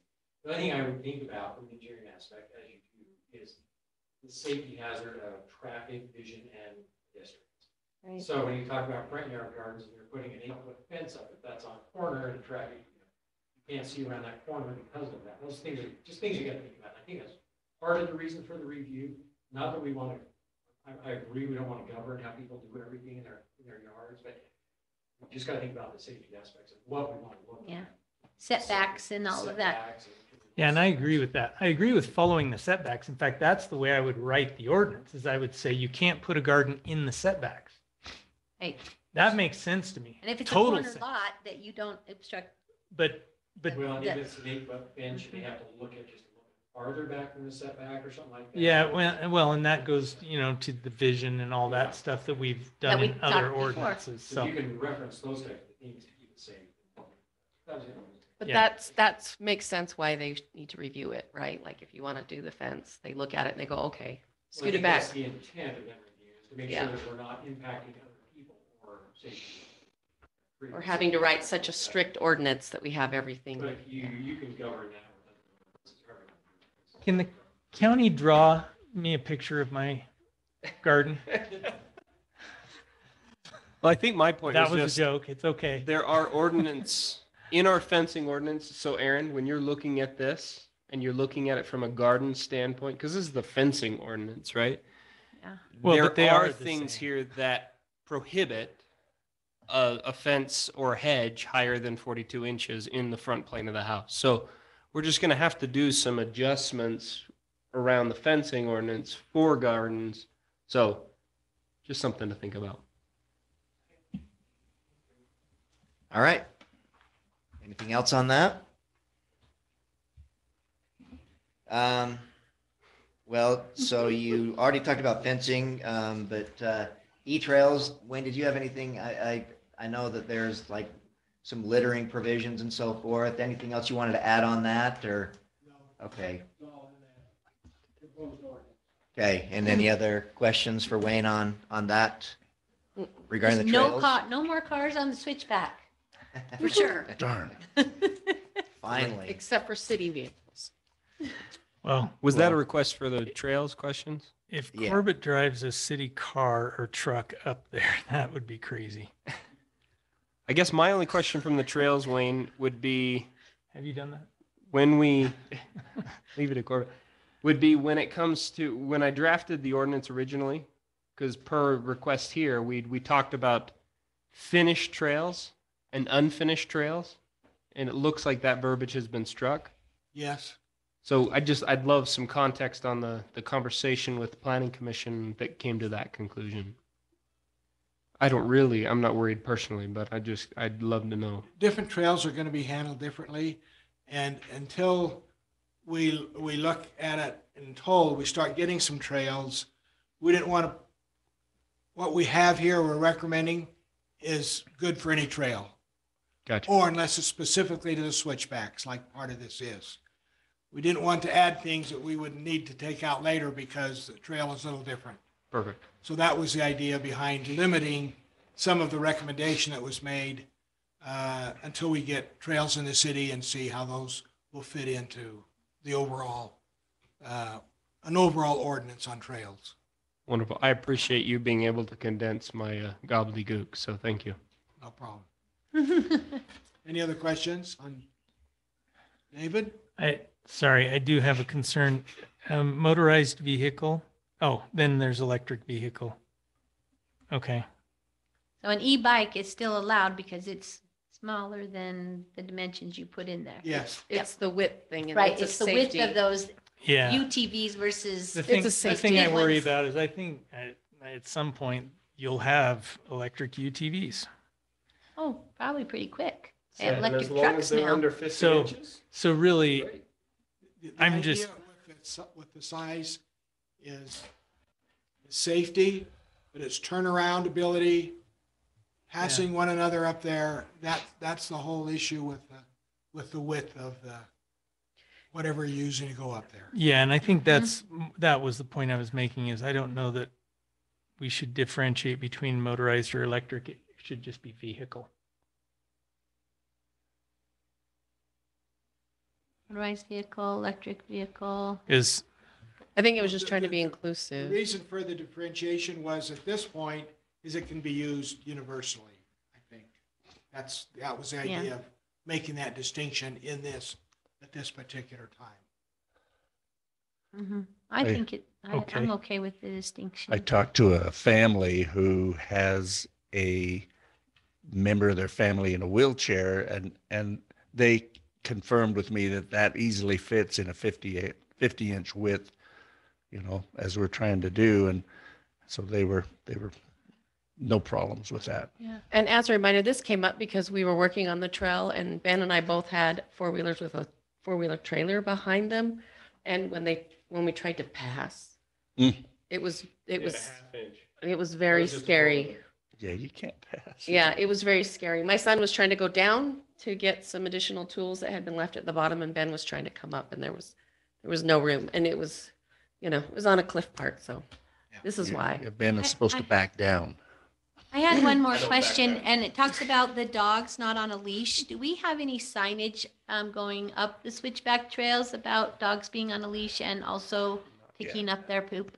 So I spoke with Sherry this morning, and she wanted to be here, but she's in a play or something this evening. Mhm. And she didn't feel like she could do both at the same time.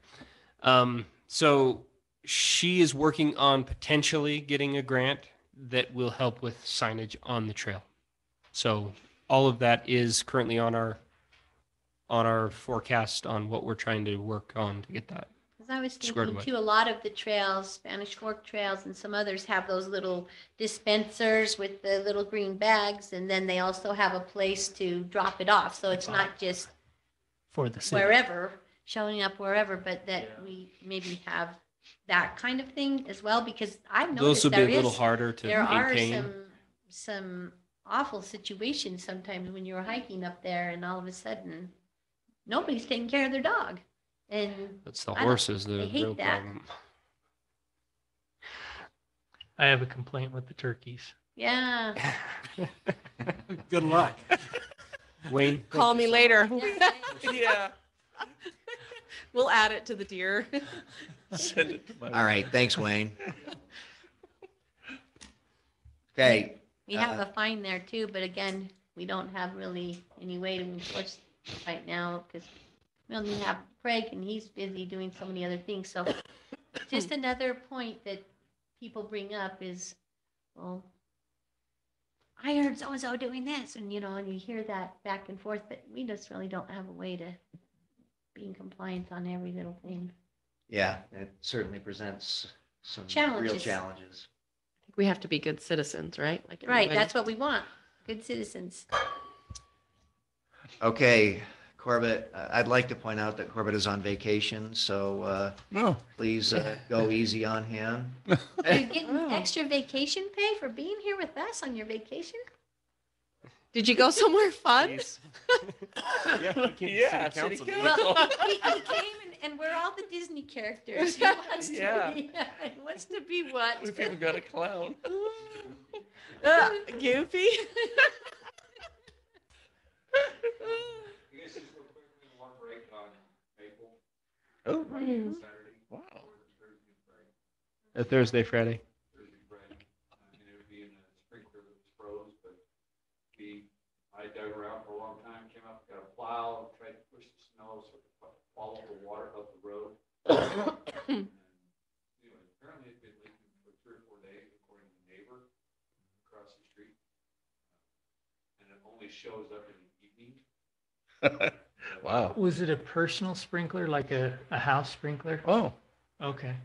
It's coming down through the trees from the property. I mean, the leak was probably a good 100, 150 feet from the road, but it was all downhill.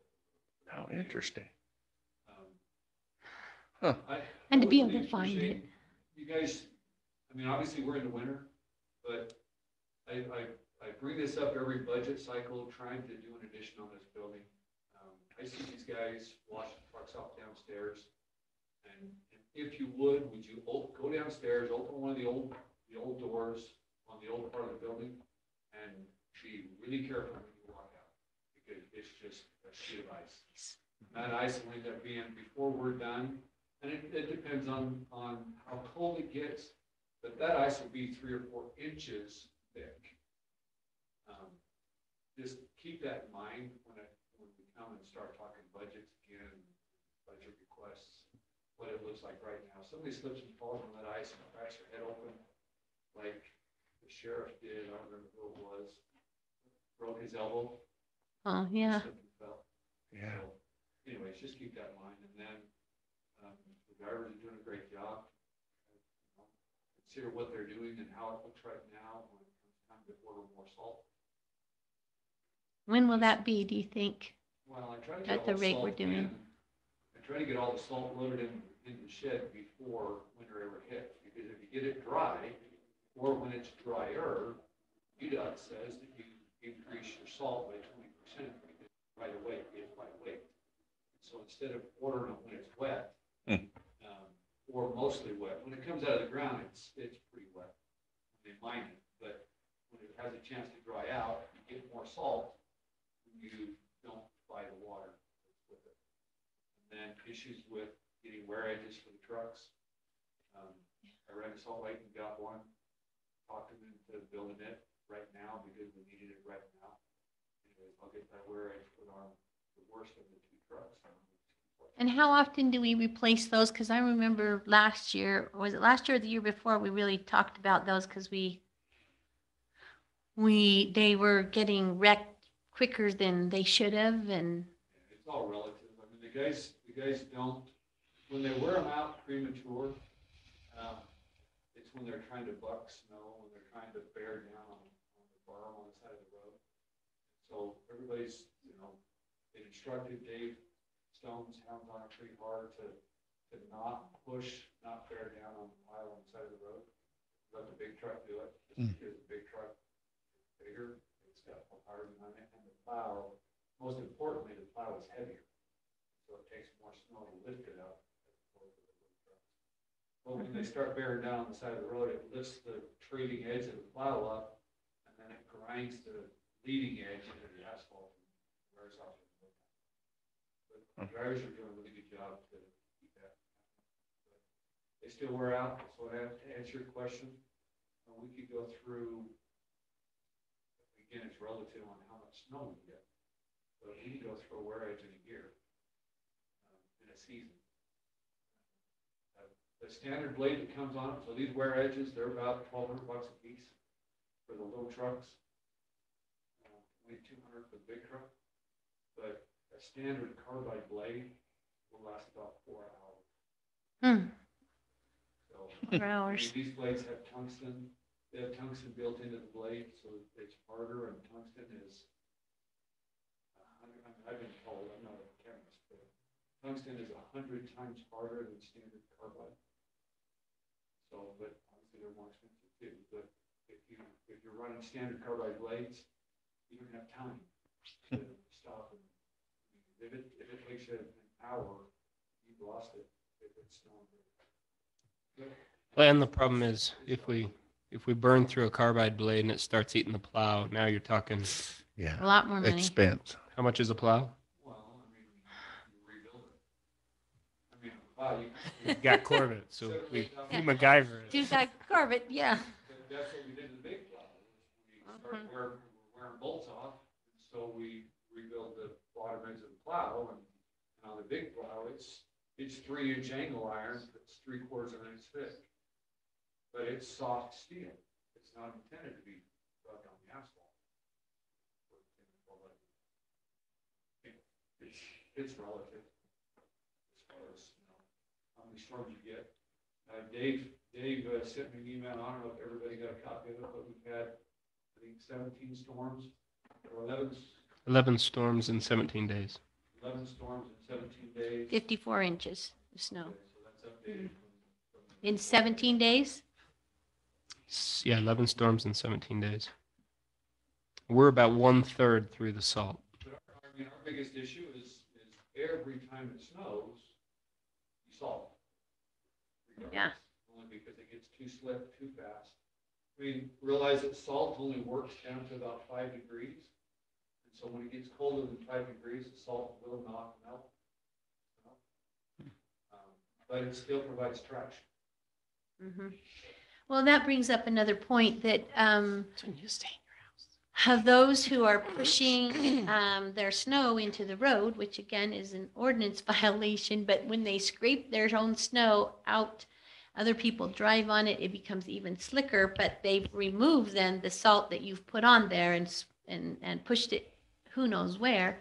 And so we're wasting our city resources when that salt is removed, especially on some of those key slick areas on Woodland Hills Drive. It's good, and then all of a sudden slippery because somebody's pushed out their snow, or anywhere in town. I think it's a lot So- better this year than it's been in the past as far as people pushing snow across the road. I think some of the newer people probably don't know yet. Not, yeah. It'd there's be a- good, maybe put a reminder on the Mhm. page or in the newsletter or something. I think it'd be a good reminder.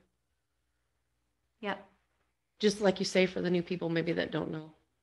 Yep. I had somebody call me the other day and said, my neighbors put snow onto my property. And I'm like, they're not supposed to, but they don't want to say anything because they don't want to offend their new neighbor. But then another person said, I slid down that corner, and yep, there's something that's been pushed onto the snow. So it's just, You gotta remind it's just one of those things. Yep. According to the drivers, there's a billion garbage cans still out. There is. These guys are dodging garbage cans. And, it's just, I mean, it's every day. So, any questions? Thanks, Corbett. Thank you. Thanks for being here. But when you hit a garbage can, And tell Claudia it thanks. moves. Oh, I bet. Sound Speaking like you from might be targeting experience? some. It was unintentional there. Has a nice springy sound and effect. They were full. Hope it was. Oh, no. I was gonna It's got a good 10 feet launch off of them. Yeah. I got in trouble for picking it up too, so yeah. Corbett, did you want to talk about the upgrades to the Maple Canyon well? Did you have anything that, I mean, I know that we, as far as I recall, we're waiting to hear back from Salem on that, right? Yeah, we're waiting for I got a copy of the bid proposal from them, but no details. And we're still working on having one of their public works people come and make a presentation to the council before they send us a bill. Yeah. Okay, thank you. Deputy Dudson, just in time. Well, a couple of things. I'll just kind of give you the November stats. Email those to me too. Okay. There was not a lot, but not Oh, yeah. majority of it was actually patrols from sheriff deputies just coming through the area. Couple follow-ups. One custodial interference, a couple medical calls, one welfare check. We had one threatening, and then we had two threatening suicide.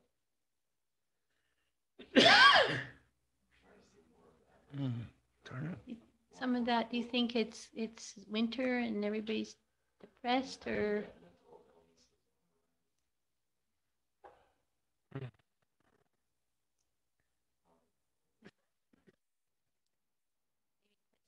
Resources. And then two other things. I got Jeremy here. For some reason, Craig was going to be here. We had a meeting this morning. Talking about the speed limit on Summit Creek. But myself and Craig talked, and he was trying to send Jeremy some data information so Jeremy could make some charts per set, but apparently it didn't go through, and I didn't realize that. So Craig, I guess, tried to send it. So Yeah, I haven't gotten. I think your email must have an issue with the city because you send stuff to all of us, It right? wasn't me, it was Craig. Oh. So. Yeah. I do have a problem with sending stuff to the city email address. It says I'm not allowed to. It Yeah. bounces. I know you guys have banned me already, but- Well, and I've noticed that people will say, I've sent something and it doesn't ever show up on mine. So I don't know if there's some internal thing on the emails. Yeah, I have random ones I don't get. Not very Yeah. often, but Yeah. just random ones that I don't get. So the question on Summit Creek is the speed limit is 30 miles an hour right now. We've kind of talked to you guys about maybe lowering the speed limit to 25 through the Four Season section of it, because the road, Jeremy kind of said this today too, it seems like it narrows just a little bit. I don't know if that's the curb and gutter or what there, but and you got more residential. It's just the field. It's exactly 25 feet up. Okay. So, and then you got more residential driveways coming off in there. Looking at the speed limit, so myself and Craig ran some data from June 1st through September 1st, and it showed the average speed was 29 miles an hour. There's an 85 percentile and a 50 percentile. The 85 percentile is 35 miles an hour. The 50 percentile is 29 miles. So there's Pretty close. Yeah, and the majority of the drivers are within that speed limit range, maybe 5 over, but that's what we're seeing. And then we kind of ran data from September 1st to now, mainly because the drier months, you're probably going to see higher speed coming from cars, but it averages about 29 miles an hour. Is what we're seeing on the speed limit. That's the collected data. So I guess what would help me is, because I mean, I drive that road quite frequently. It feels really narrow. Maybe it's because the houses are so close to the road. I don't know, but it feels narrow. So what would be the recommendation? I mean, it sounds like it's not outrageous, the speeds that are taking place there. So Jermaine, have you kind of speak on it, because after you left, myself and Craig spoke, Woodland Hills is 35 miles an hour. Do we take Summit Creek to 35 miles an hour and slow it down to 25 when we get to the base? Yeah, so we'll talk about speed limits. You guys talking to the mic so people online can hear you. Sure. I guess, let me start off with a little background here. I think most of you know me, but I do traffic engineering for a living, and I do a lot of speed limits. In fact, right now I am in charge of updating the Utah speed limit policy with UDOT. And so we're meeting with traffic engineers and legislatures and judges even to talk about speed limits and speeding policy and all that kind of stuff. So I do a lot with that. So with that background in mind, when we look at speed limits on residential local roads, that's kind of standard set at 25. That's not a surprise. When we start looking at collectors and above, those can be a little bit different. And right now, policy reads looking at the 85th percentile speed, which was mentioned. And usually you want to be within 5 miles an hour of that 85th percentile speed. So looking at Summit Creek, we're in a good place, right? If we look at those speeds that average at 29 and the 85th at 35, that's right where we expect it to be with a posted speed of 30. So through the upper part of Summit Creek, I wouldn't recommend any changes. The bottom part, we are getting a lot more new houses. They're a little closer together. We have a lot of on-street parking and stuff like that. I think it's completely appropriate to post that at 25. I agree. Why is there on-street parking? Because I thought that wasn't allowed. Well, it's construction. Oh, it's just construction. Is that 25 from the lower gate down? Is that what we're thinking? Yeah, we talked a little bit about exactly where to place that. Craig thought about putting it kind of right after the last houses there and then up to 30. But yeah, I think that gate is also a good transition point. There's already a speed limit sign just past the gate that says 30. So if you had everything below that at 25. I like that. And you're going to get more houses down in that bottom area. So I think that's totally appropriate. Looking at Woodland Hills Drive, that is the main collector in town. And again, the speeds that we looked at are not crazy. They're slightly higher there, but again, you've looked at that data, and the data is pretty similar. Yeah, 35 to 40. Really? And they say the average driver will drive about 5 to 10. That's what we're seeing is 35 to 40. So five over maybe. So Yeah. between that, so again, when we do fairly like okay. a speed study for UDOT or whatever, we look at that and say, okay, the speed limit's appropriate here. You know, we recommend changes on that. I understand it is a residential road, right? So that's always a consideration, but it is also the main collector through town. So again, personally on Woodland Hills Drive, I don't know that I'd change it. I like the driver feedback sign that we have there. It gives us good data. Reminds drivers they need to slow down. Are you good with the 25, changing to 25 at the before the firehouse and all the way up? This way? All the way up is 25, right? After that, is that? Yeah, I think that's fine. Again, it's a residential road, so. It seems like it should go up maybe after the fire, after the city. Good grief. Good grief. Yeah. Yeah, once we get past here. It's 25 right here. Just a little bit. Can I put my input? So the fastest speeds I catch are right here. Really? At Right. Brennan Corner. We're going like 35, 38, and the 25, and then down by the church. My tires would last twice as long if I didn't have to gun it off of Highline before somebody tailed me, because they come peeling around the corner.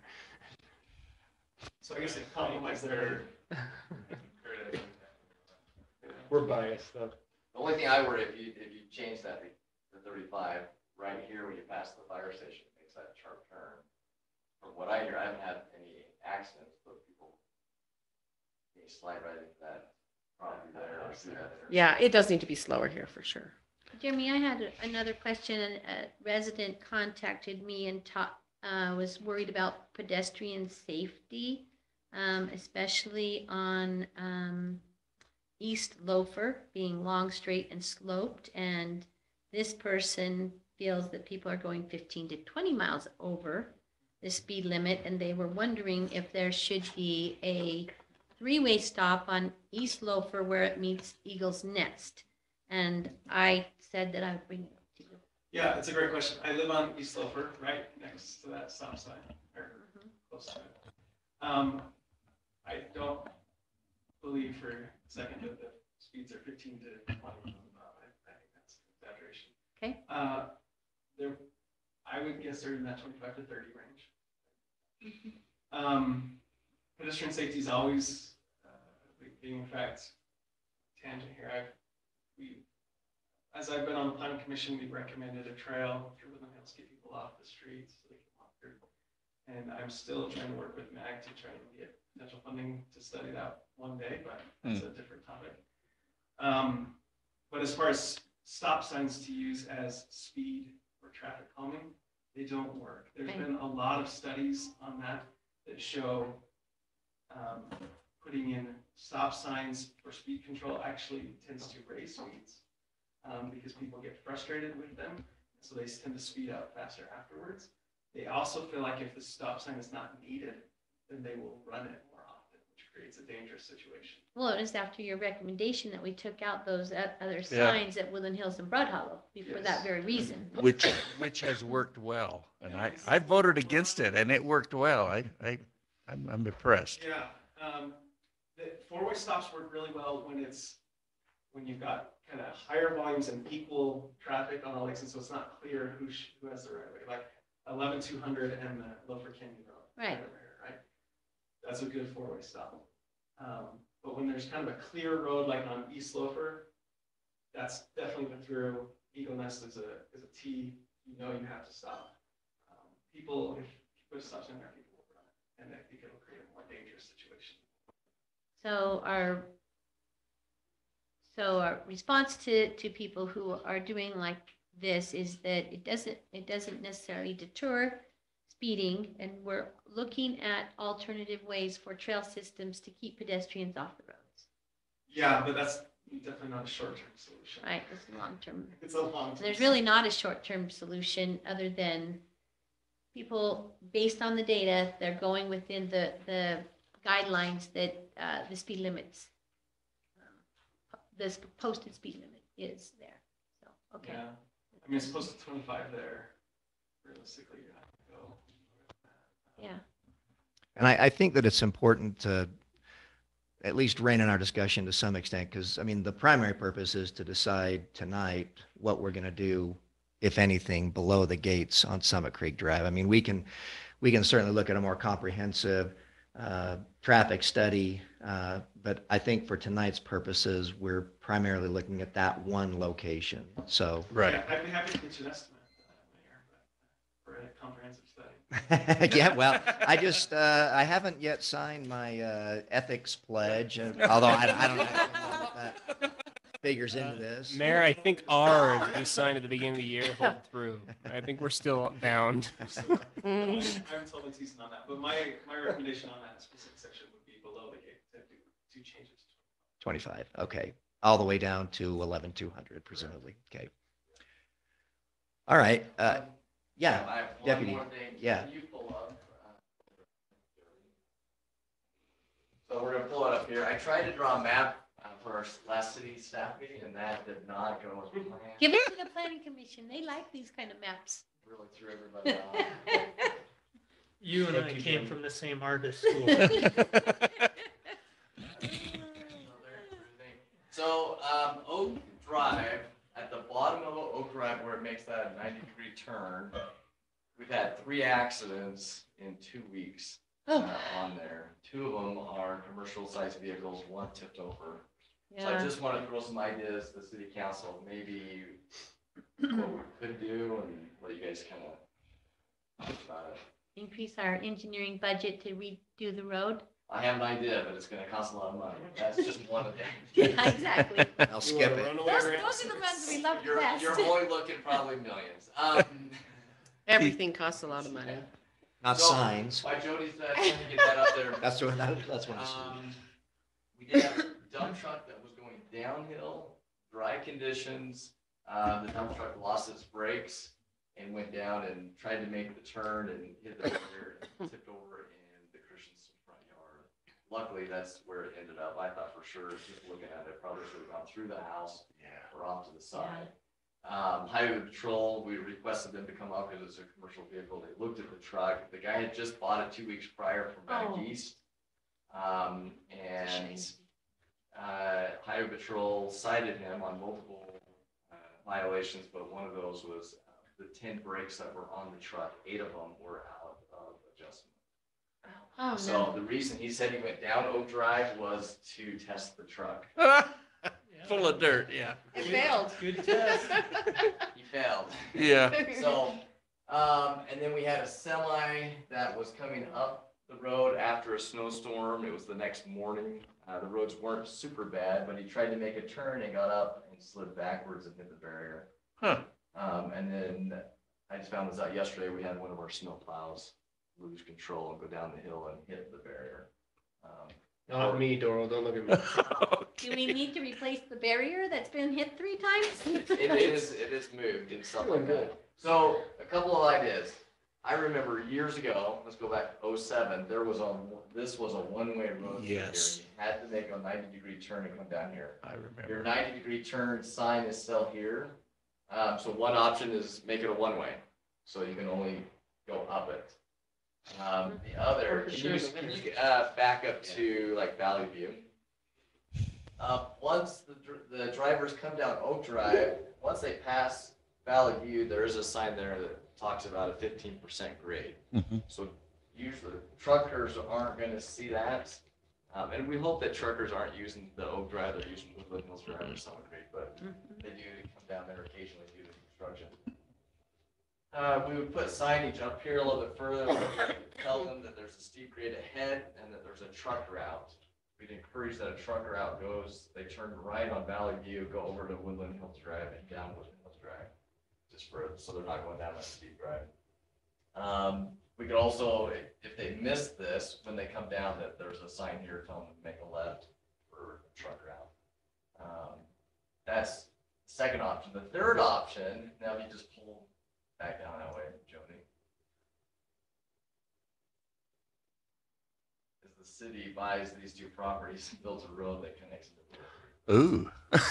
So, was it you, Jeremy, that brought this up? If these 2 residents, maybe in the future, if they decide that they want to sell their property, that the city would have first option. Yeah, we talked about this morning. Obviously, we wouldn't want to be eminent domain, and I'm not sure that we want to say it. But if we decided this was the right option, rather than do like an eminent domain type thing, you would go to the residents now and say, hey, we're not asking you to buy your house now, but when you decide to sell, the city would like first right of refusal at some point. Then I It's could. an option. I understand there's some drainage issues with this property, catching water runoff. So I've just thrown out there, those are options. These are some stuff that in the month of November, we've had some accidents, and in December on that road. The Christensens, I didn't take their phone call. I think Jody took the phone call. They are not super happy after that second semi. Yeah. Right, and they have Yeah. kids. They had kids. Quite And they a had a few kid kids. home that was a grandchild that was home sick that day that that gee. semi crashed in the front yard. Wow. Very- So just some options. These are things that's come to light. Yeah, David? Does anyone remember why the one-way was changed? 'Cause I remember when it was that way, and Yeah. I I remember. thought it made sense. I remember a lot of people would go down it anyway. And You're always gonna have it. but I like that sign there. I mean, we should put it, in my view, put it back. One theory is that the wind blew the signs off. Oh. It's never were replaced. Huh. Or the residents. Yeah. We're not sure, but I'll tell you my opinion on the one way. Yeah. I hesitate to put in something that people are not gonna follow. And if I lived around that corner and I could only come in this way, but I had to go clear up to Valley View and around to get out, I likely wouldn't follow it. And so I hesitate to put in something that the residents all around there are likely not to follow. So I will say that like a truck driver more likely would though, right? I mean, that's the real, I mean, it's not really even the people that live on the road that are the They're the ones that use it danger. every day, though. And if you turn that into one-way road, Yeah, it's really it's true. No, I agree. I'm just saying though that, I mean, if the problem is that we've got heavily laden trucks. I agree. We're unduly penalizing the people that live there when they're not the problem, right? It's the trucks. And so what I would Trucks and recommend- trailers probably, so. Yeah, the bigger Because, vehicles. if somebody had a big fifth wheel, that would be just as much of a problem as somebody with a dump truck. So Probably. I would go with the option that was discussed earlier about redirecting truck traffic to Valley View and over to Woodlands Drive. Yeah. So like a truck route. Yeah, right. That's a good idea. Yeah. Okay, that sounds good. Sometimes I've seen in Maybe other just like areas, local Jeremy, traffic where they put Yeah. you know, a weight limit and say, okay, and that's on the signage. Yep. Go this way. So Yeah, I can we don't do- really remember all of that, but I remember seeing it. Yeah, there's a couple ways to do it, right? You can just sign a generic truck route. You can do weight limits. Can you do a weight limit one way? So it's two way for a normal vehicle, but it's, you know, truck heavy route vehicles only go Over up. this tonnage then has to turn. I think you can sign it that way. That starts to get really confusing. Yeah, That's- you're dealing with drivers, so you don't want to get too clever. For sure. Right. So that's where I'd stick with the truck route. That's- And just maybe make it like local traffic only on, Yeah. on that, Yeah. Yeah, you that can spot. post that. Jody? I would suggest possibly that maybe one of the. You need to use the mic. Wow. I would suggest that maybe one of the council members goes and talks to the residents that would be impacted if we close that to make it one way, because from what I understand from Trish, those residents are all in favor of it. Of making it one way? And a resident traffic only, or, you know, So it's- I homes wonder- adjacent only to it. I live right there. I should be happy to. So Yeah. maybe talk to Your Trish son. at the same time, please. Thanks. So then the options are to return it back to a one-way or to do it as a truck. But I like route, the right? truck route better. I like the truck route and just have local traffic only. I would also say, Yeah. you know, if you did the one way, I would still make trucks take the truck route. Yeah. Right. Still have the signage in advance so they know that it's coming, because they don't see that sign until they're past the intersection of Valley View. So they're We on need the to have downhill. multiple truck route signs that show go to Woodland Hills Drive here or go over there to get down to Willow Reed. And we then talked local about- Traffic only for the residents. Craig and Jeremy and I kind of talked about, like, can we contact Google and Apple and tell them, you know, that's probably what they were doing, is following some GPS routes. That's why But we get that's, people on Sky Lake, where even though it's Yeah. closed, is because Google doesn't have it closed. Yeah. And we tried to go that route and they. And it didn't do sounds like it could happen, it could not. It's not an easy You, thing. yeah, you can submit it. You can drive it for little things that people rarely drive. They usually don't change anything. Mhm. Major routes, they'll change. Yeah, they didn't change. That's why the school bus went up Sky Lake. Yeah. And some FedEx drivers have tried to come down. At some point, people Yeah. have to have common sense. You'd think so. So But I the just want, signage would, I just, think, impact yeah, I that. think signage would be big, but the main thing is I just want to bring it to your attention, and maybe we can start thinking about some ideas to move forward with that. So just kind of informally polling then, and I don't know if this requires council approval or if we can just make this the I city level. think it's an administrative thing. Yeah. Honestly, I'm in favor. I was shocked that the signs went away, however they went away. Mm-hmm. And it didn't bother me that it was one way. Now I live at the upper end of Oak, but I was used to turning and it was fine. So Okay, so we do one way in combination with truck route local traffic only. I think that's the best scenario that you've got, Do you those need three the one way options. If you do the truck route and the local traffic only, that's the question. Maybe that's Yeah. what Doral can I'll ask find when out. he's I'll finding find out out. what they think. If Yeah. they'd like to Yeah. have it one way or 'Cause local traffic only, but Where both I, either way. where I truck live, route. we're all affected by the one way, but I turn that a lot anyway, especially in the winter. I do not go down that hill. I don't go down. Because I've hit my period. brakes and sped up, and that does a funny thing to my stomach. So, No one should go down Oak. I've driven it a lot lately. oh yeah, And I would never go down unless I had a massive plow in front of me and throwing sand. no, I avoid it. So- I just and I avoid go it. super Especially slow, in the winter. so I'm throwing a lot of sand. yeah. So But I want to hear what the residents. I think it's one way's a brilliant idea, but I'd Okay. like to hear what the residents have to say. Yeah, I first. So think it if you'll affects ask. them. We need to. Yeah. That would be great. And then once we get that feedback, then we'll Okay. move ahead with the Okay. solution. Okay, thanks. Thanks for bringing Actually, that up. Yep, you're welcome. what Any other about, questions? as far as the solution, what about implementing without asking the residents, at least the truck route option? Right. Oh, for sure. I think that's a good Yeah. idea. And then ask the residents, okay, should we do more? And then, Yeah, And give Yeah. them those options. Because we could do the truck route signage right away. And because we know that whether they want it one way or whether they want it local traffic only, the truck route part, we all agree on that should be I think that's implemented a right safety away. issue. There's one thing, as I've been driving down Oak, that left-hand turn sign, it kind of pops up on me every time, and I'm looking for it because I need to know which road I need to make sure I plow the exit out of. I wonder if we could add an exit sign to that sign, just so it pops a little bit more.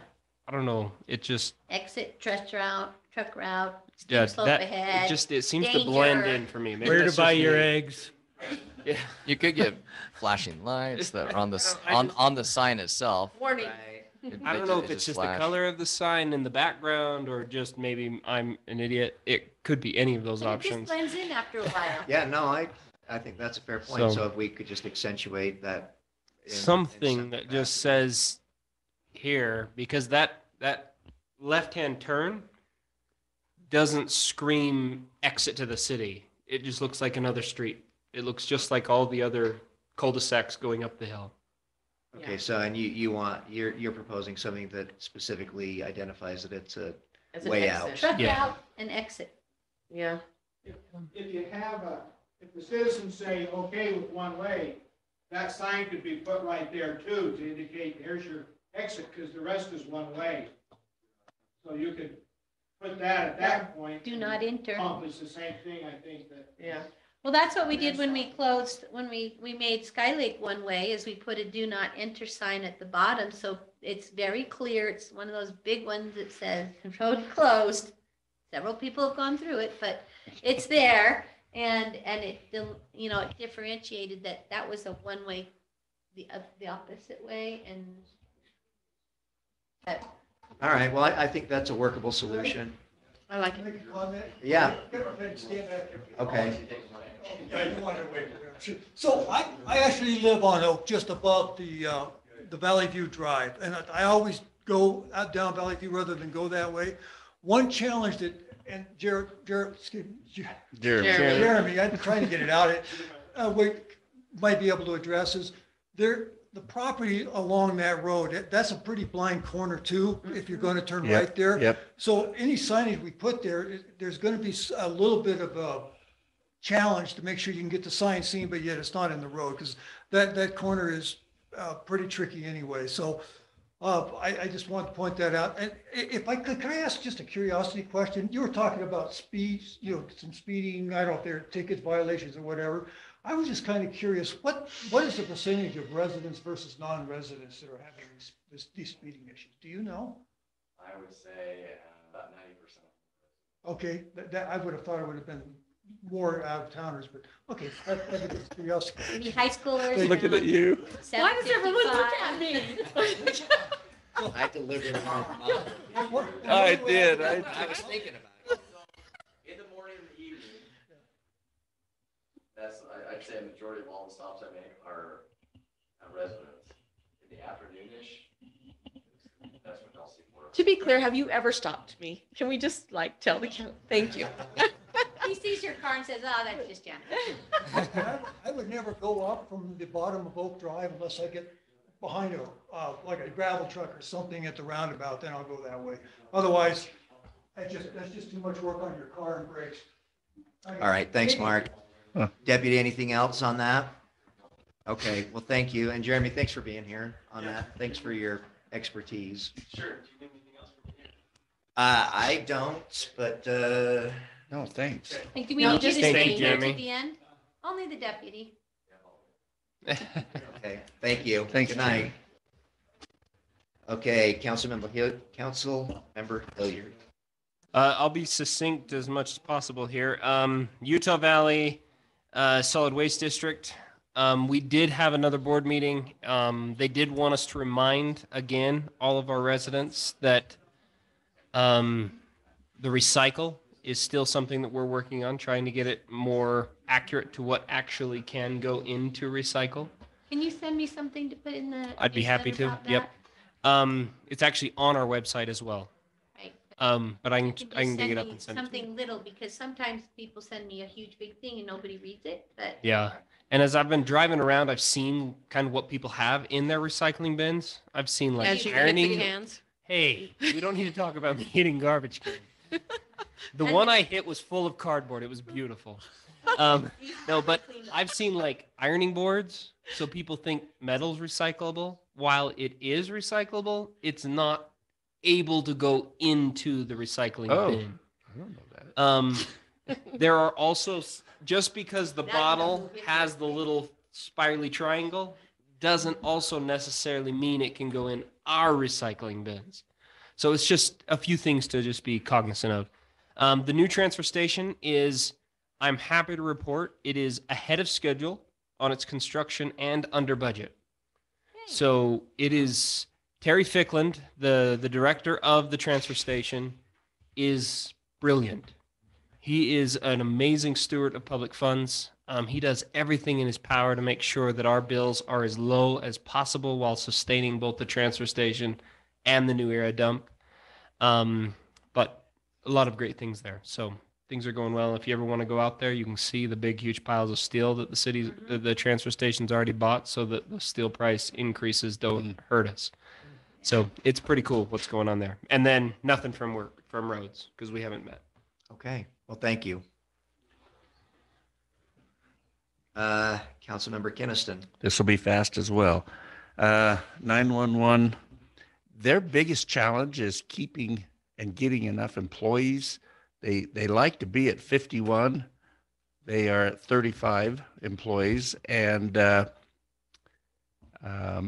so they're well below that. They were at 51 employees for 2 weeks in 2012. So there's your statistic. They don't, anyway, they're always hiring. So they So have 35, you said? they have 35 and want are hiring. So Everybody's. yeah, so be aware of that. Well, we could put that in the newsletter that they're hiring so people know, just in case they don't want to work for the city, but they could maybe work It there. it can be a stressful job, but they will check you before they will teach you, so Yeah. or hire you.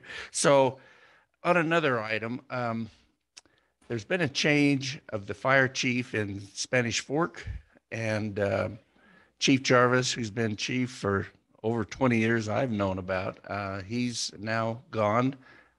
Changed last Saturday. Another prominent firefighter that really was good to Woodland Hills was also let go, and so there's changes in Spanish Fork, but they will still work well with us. Our chief has a relationship with the new chief. He happens to be Chief Hales, who is the son of the Hales that we buy our fire trucks through. And so we have a great relationship with the Hales family. And so that's a change that's happened, and the positive one probably. So Great. that's all I have. Okay, thank you. Councilmember Lunt. Okay, South Utah Valley Animal Shelter, we didn't have a meeting, but she's been sending out emails. They actually, I talked about how full they've been. So they've been doing a drive for dog food. They've been running short on dog food and stuff because they've been full to the brim. They also had a big parvo outbreak. Oh, no. So they weren't accepting any pickups because they didn't want to expose any more animals. Hopefully it's under control and they can go back to business, but you may see something in the future. They are needing food. They did put it out to some of the radio stations for donations. They're just, when you have, Is there any particular kind of donation? If you'll send that to me, I can put that in as well. I can find out. They're just looking for dog and cat food. Mostly dog food was what they were running out Just of. dry food? Uh-huh. Okay.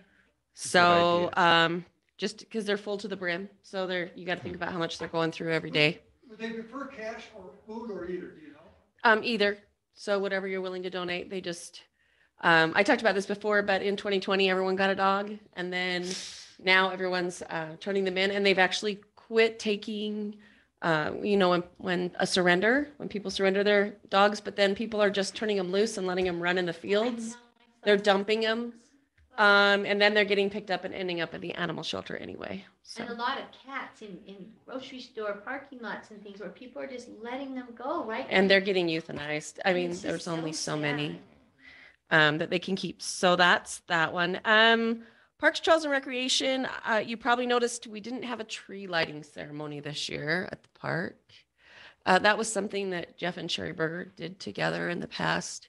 And so Sherry didn't want to tackle that one on her own. So that's something we maybe need to get some support or backup or somebody to help do that in the future, because that was kind of a neat event. And it's kind of sad that we didn't have something like that. And, the Santa thing was great, which I'll talk about in a second, but it was suggested that maybe we look at something at the park instead, where Santa's there and you have maybe the reindeer and have hot cocoa. And I know the mayor wanted ice skating maybe at the park. Wasn't that something you had mentioned? Well, that's my. If we have that's cold enough. my legacy, sort of. So I know that's kind of, well, I'm just saying maybe that's something we can look at in the future, is maybe taking what they had done and expanding it and shifting the Santa thing a little bit. So we can talk about that. And then for city events and volunteers. To go back to the lighting ceremony, we did do the decorations at the roundabout. That's what I was just about to talk about. But the Corbett. Corbett, the power isn't working great at the roundabout. Working at the roundabout, so the lights aren't coming on right. There's only 2 outlets that work out of the 4. So there's like a short there, and we put the lights around the circle and they're not working. They worked for like the first day and then they. If somebody could check. Okay, sorry. Corbett. I'm not talking to Corbett. He's not here. Okay, so there's an issue with the power. If somebody could check it at the roundabout. Just get the lights working. It just looks kind of lame.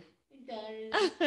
We spent that whole Saturday, those few hours on Saturday, putting it all up, and it looked really nice right at first, and then it doesn't work. Hard work. And just on that, thank you. And then we had the Santa, and it was awesome. And Doral and our Santa really, really did all the work. I got the flu the week before and went down hard, and everybody just stepped up and helped. Carrie helped me a lot. Chloe helped a lot with the tracker. I had her phone for a good 4 hours. And I just wanted to say thank you for accommodating the one ward that had their Christmas party at the same time. You were able to get through that whole ward in that first hour, and they were able to get over, and those kids practiced for their nativity, and it really worked great. So thanks for accommodating them. Yeah, it was good, and I'm glad that it's done. So I'd like to formally, though, complain about one aspect. Uh-oh. The elf needs to come back. Send it in writing. The elf needs to come back. That's true. Big mistake. I had it. Janet, you did a fabulous job. Part of it was But in the my elf. truck, but Doral in tights is a sight. That's all I I'm don't know if saying. I've seen this. Frankly, I was overwhelmed. And you would be this year. complaining I was too. doing He Chris was doing Helby, like 3 Chris jobs. Helby used to do part, and Val and Beth were big, and it was just There were a few people that just pulled it off at the last minute and made it happen. It was a little bit tough, but we got it done, and I just appreciate everybody. And Deputy, did you get sick? And the community, lots and lots of feedback from the community. Oh, I hope they liked You it. know, They loved just it. about how great it is that, you know, and so even if we do change it up a bit in the future to make it a little easier, it does take a lot of time to go through the whole city, especially now that we have even more roads for them to go on. But there's something about it that people really love, both Santa and the Easter Bunny. They just know that this makes our city unique. It does. 'Cause And not I every just- city does it. I just So- want to thank everybody here in this room because, especially for the Santa thing, I kind of put out an SOS, and everybody here participated somehow and helped. So thank you. Yeah, thanks, Dave, for coming. Yeah, I appreciate it. I appreciate it. I was there for 5 minutes.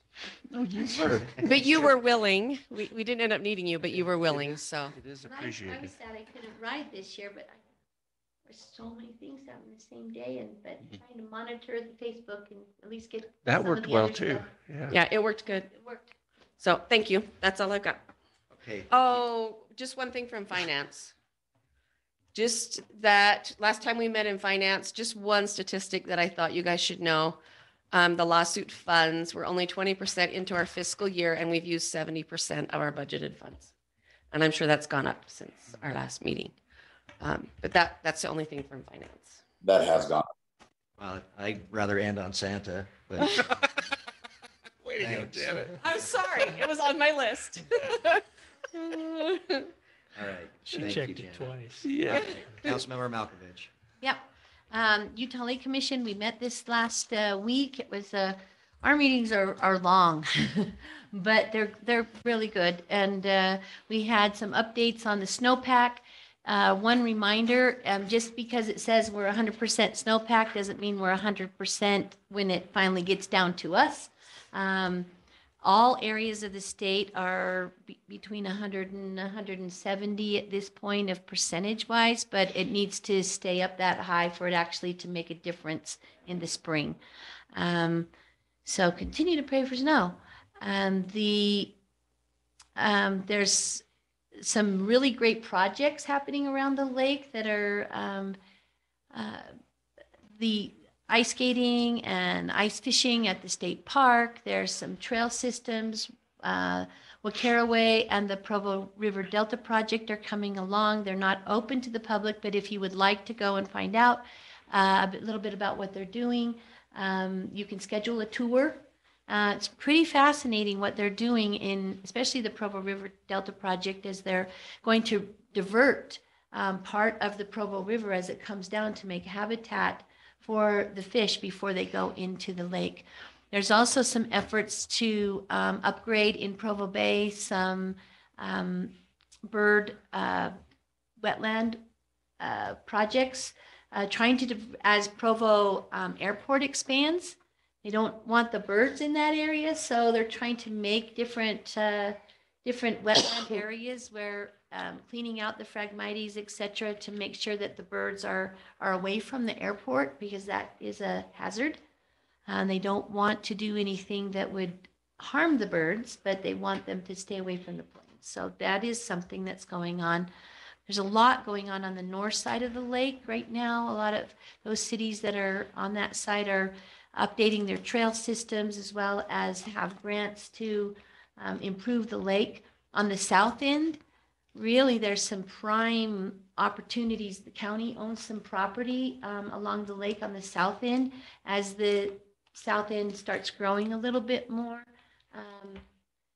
there might be opportunities for our residents to be able to go to some county parks if they're approved, that they could update some camping spots, some additional fishing or boat access on the south end that could impact us. So I'm looking forward to that.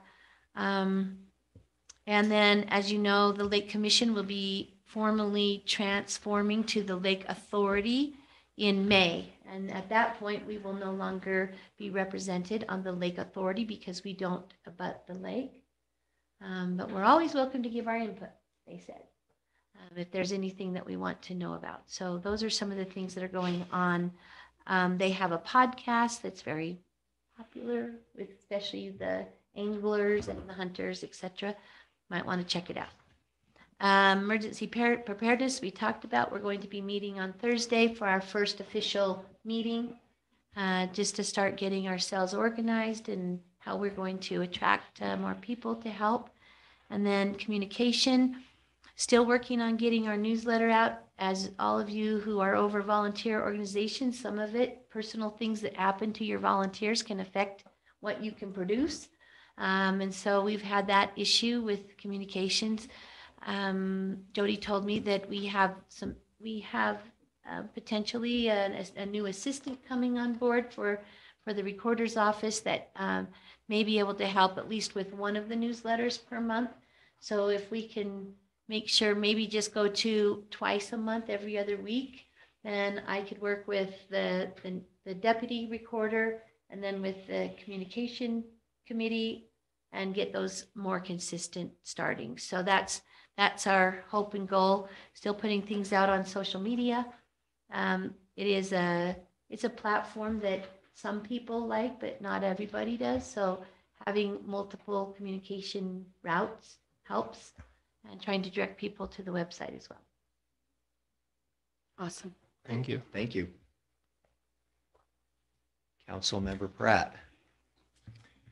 Yeah, we haven't had any meetings, so other than the fact that Salem Canal Road's a disaster, I don't have anything to report.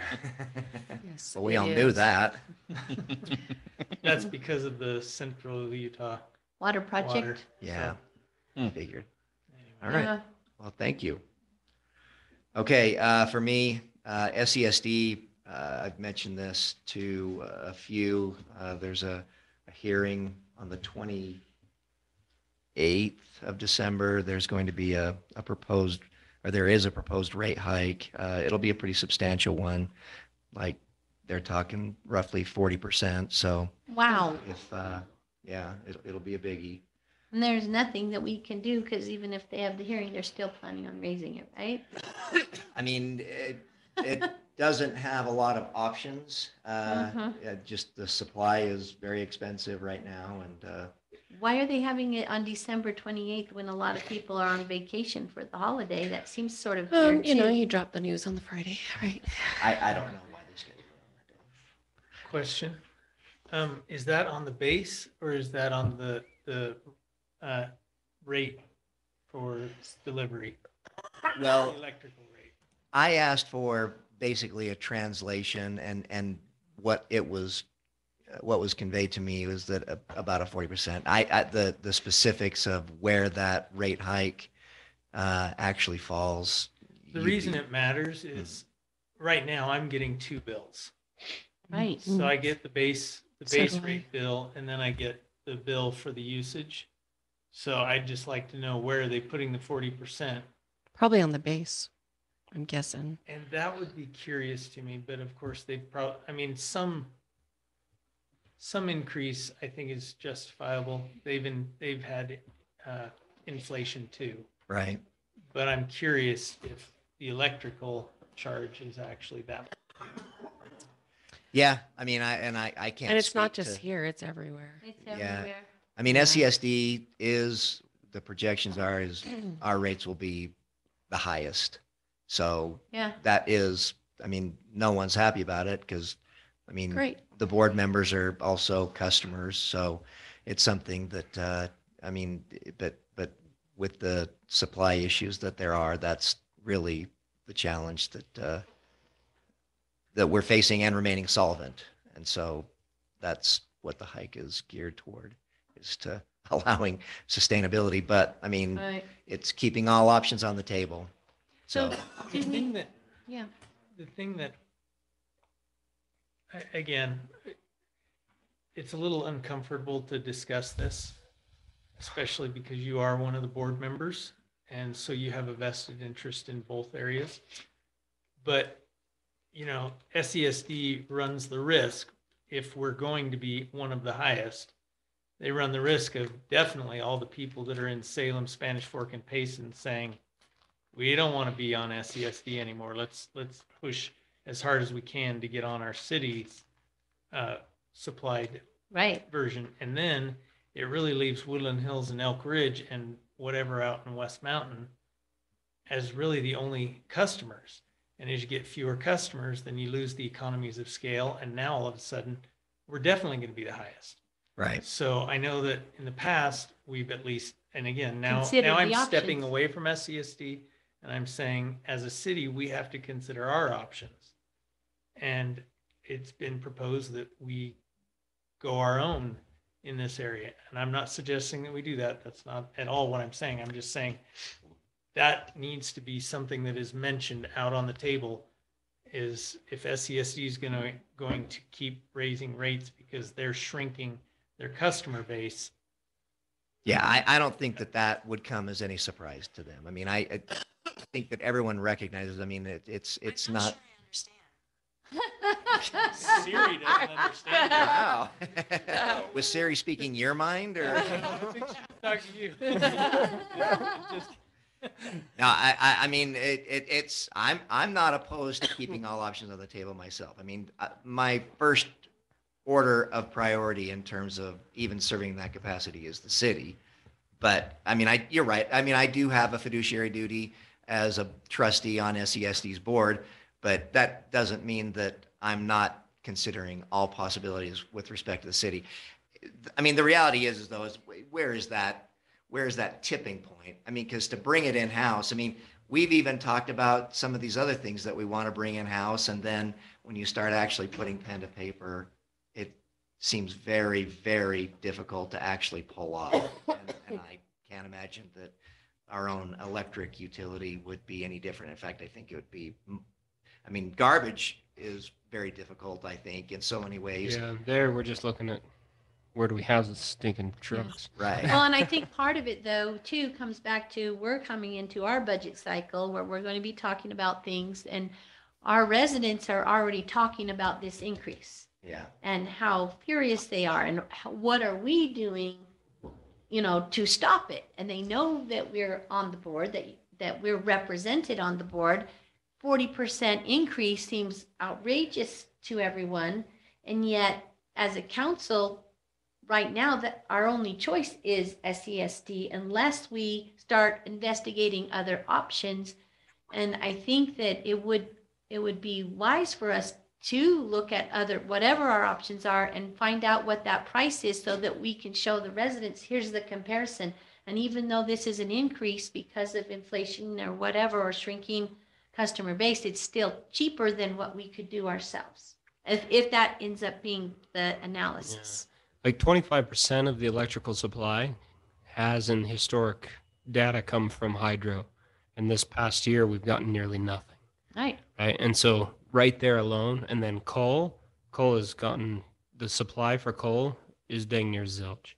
Yeah. Cache Valley, they cannot, no matter how much money they throw at it, they can't get it. Right. And so there's nothing we can do without, maybe trying to look at, renewables, but they come in a different option and different troubles and trials. Oh, just go nuclear. Well, that's where all eyes are, but that is at least 7 years down the road before anything like that could even be launched, and that's best case scenario. So, yeah, I mean, the reality is, like I mentioned, I mean, if SCSD does not raise its rates, I don't know that it can survive, and so that's kind of our option right now. Is if we want to push back on it, we certainly can, but I don't know that gets us anywhere productive. Because if they shut down, we don't right now have a backup of where we would get our power. We still need power, yeah. We still need power. And so although we don't have a contract per se with them, we have that understanding that they provide that to us. Well, and I don't know, I mean, anybody else would. Because you talk about Payson and Spanish Fork and Salem. I mean, they're all in legal disputes with SCSD. Spanish Fork is now settled because they're trying to pull away. Well, they have pulled away. They've got their own electric utility, and now it's just a matter of bargaining over ownership and fair market value for the infrastructure that they're buying. I mean, so we would be right in the middle of that. I mean, so even if we did decide we wanted to take it over, we would have to pony litigation. What did you say we got in our legal budget? Yeah, we're about out. We got 20 grand left. Let's Yep. go. Yep, I know. May as well put it to good We'll use. pay for some tissues and So, so sneezing. although we're going to make sure our citizens know about this, we're also, if they call us about it, we are saying this, currently, this is our only option for power. Yeah, it is. And like I said, I mean, with SESD, I think that, I mean, because I'm also on the resource committee, and trying to find new resources. I mean, you know, it's the same conversations as like Ben pointed out, like hydro is drying up. Coal and gas they are discouraged. Let it And snow, so, let it snow. and then solar, I mean, you know, that certainly helps. And so SESD is looking at acquiring solar farms, but you know, that doesn't account for the dip that takes place when the sun goes down or when it's not a windy day. I mean, you know, these are the things that. To me, that's the reason why it's so critical that they clearly communicate what is the increase to the base rate and what is the increase to the usage rate. They have to be very clear on that. Yeah. And if it's usage rate, okay, so Turn your lights off. yeah, well, no, not necessarily that. That's not what I'm saying. If it's usage, And mean, I the should reality know is this, and I they apologize that I am not prepared to answer your specific question because I know that is coming up as to where the increase. I believe it's base rate, but I'm not positive. So here's the reality. SESD does not produce any power. I know. Not 1 They're watt. broker. So they're brokering from UAMPS. Right. And other sources. So they can clearly communicate where their source cost is more. And that would, I think, help tell the story. Which is what will be discussed at the public hearing. Well, maybe. I have no doubt it will be. I don't know. Okay. And then the base rate, I think that would be more, you know, personnel costs as well as infrastructure costs. And well, I don't think that the base rate is calculated like that. And again, I'm not prepared to debate the details of it. I just know that where SESD took it in the shorts for the past couple of months was all about power purchases. That was it. So that's the usage rate. Yeah. The other thing we have to consider as we go into our budget is how much power we as a city use and what that impact of the 4% on our City budget. Our city budget. Yeah. And are there ways that we can be more conservative in our power? If it's our base rate that's 4%, doesn't matter, I guess, much. If it's usage, then maybe we consider the boiler system that Corbett wanted to go into, just if that would offset some of the electrical costs of the city. I don't know, because 40% of what do we spend? Well, it would every month offset right our now? gas. Don't we spend like it would two do to natural 4,000 gas. a It month wouldn't on power? affect electricity much. Electricity? Our water is what we mainly use electricity for. Right, we need it for our water, for sure, that's one of the concerns that we've had as emergency management, looking at making sure we have an adequate power source to supply our water. Well, so when you're talking sort of the bifurcation of the base rate versus the usage rate, I can tell you this authoritatively that if you use more, you're going to pay more. I mean, that is, I mean, so as to where it's broken down, I don't know. So as far as its impact on the city budget, yeah, I mean, we could all do well to turn off our lights a little bit more. Need to get up on my roof with my broom, sweep off my solar panels. Yeah, I've got one of those snow rakes. I know. in I my need to get up there and crappy clear tent, them off. but, And that brings up another point then, I mean, our window's open tonight because it's so hot in here. Are we getting that Yes. system fixed? Okay. Oh, Yeah, we got Chris? Sky Lake will be here shortly to fix that. you talking? They're just ordering. They're waiting on parts.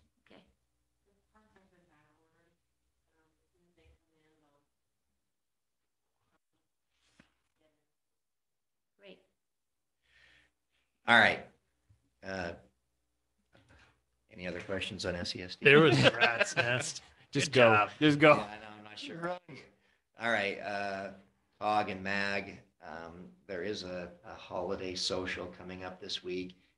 I will say it is difficult for me to be as deeply engaged as I would like just because of time constraints, but at least I'm going to their Christmas parties. Personnel, Carrie, you already stole my thunder. The announcement of at least a very good prospect on a deputy recorder. So we have extended an offer and hope that that offer will be accepted and move forward with that. Yay. All right. Item 13, we've already done that. Item 14, we've already done that. Possible items for upcoming city council meetings. The one thing I do want to address, and Ben, you were talking about this in a text you sent me regarding sort of the plows on the Public Works and Roads Committee. Yeah. And I didn't answer because I did want to have at least a little discussion here tonight, just because I do think that, I think that as far as that committee is concerned, we are short a few members. I met with Mark and we've got people that are willing to fill at least some of the positions. Mark is comfortable with the level of staffing that we had. I don't think we comply with the ordinance though, in terms of how many it's expected to have. But there was one thing that came up that I thought might be deserving of some attention on the aquifer levels. Do we have, how do we know our well tapping into the aquifer, that the aquifer levels are good? He's on vacation. Yeah, I know. No, he needs to brag. He needs to brag about Take this. out your party hat. Yeah. Put on your work hat. This is where I'll just put while he's walking up here. This is where you got to go take a tour. This is Corbett's design to answer that question. Mind-bogglingly brilliant. So are we monitoring it, or, because I think I was under the impression before that it was, more of like a state monitoring system, but we are monitoring our aquifer levels ourselves. We monitor the water level during pumping and the static level. Okay. When the pump is off. And so the canary in the coal mine, I guess, are we going to have plenty of advance warning if there is a problem? Just because when I hear, if the well runs dry, the town is dead. And so like I said, and maybe my confidence, even if it was at the state level, would have been misplaced. But that was one thing that when I found that out, I was actually a little bit surprised that it's not being overseen at a larger, broader level. But maybe that's not necessary. But again, I just want to make sure that we monitor. It would be helpful, like Mark had brought up a couple of times. We monitor at the well, or we monitor in the casing, the same hole that we pump the water out of. We monitor the water level there. We don't monitor it someplace else, anyplace else. It would be helpful to have another probe in the ground to monitor so that you can see what it's doing further away. You get this cone that develops as the water rushes in while you're sucking it out from way down here. And how does it affect further out? And that cone is what we can't monitor because we only monitor the level in the casing. Okay. Well itself. Is that something we can monitor other places? Just the money to drill the other hole and put the casing in? Oh, the hole's already there, just the casing and then monitoring. Just dropping a probe in the ground. So when we ran the water line from the tanks to the meter box, the trench was open and we just happened to have conduit. So I threw a bunch of conduit in the ground to get from the other monitoring well over to the well house because it was easy enough to do and the trench was open. So I put extra conduit in the ground so that we could do that in the future. So Corbett, how often do other cities test the water level? Everything I know about water, I learned here. You said something to me about every 3 years or so they're testing because of just the parts and, you know, you've got the system that you've designed personally that tells us what the water level is always, right?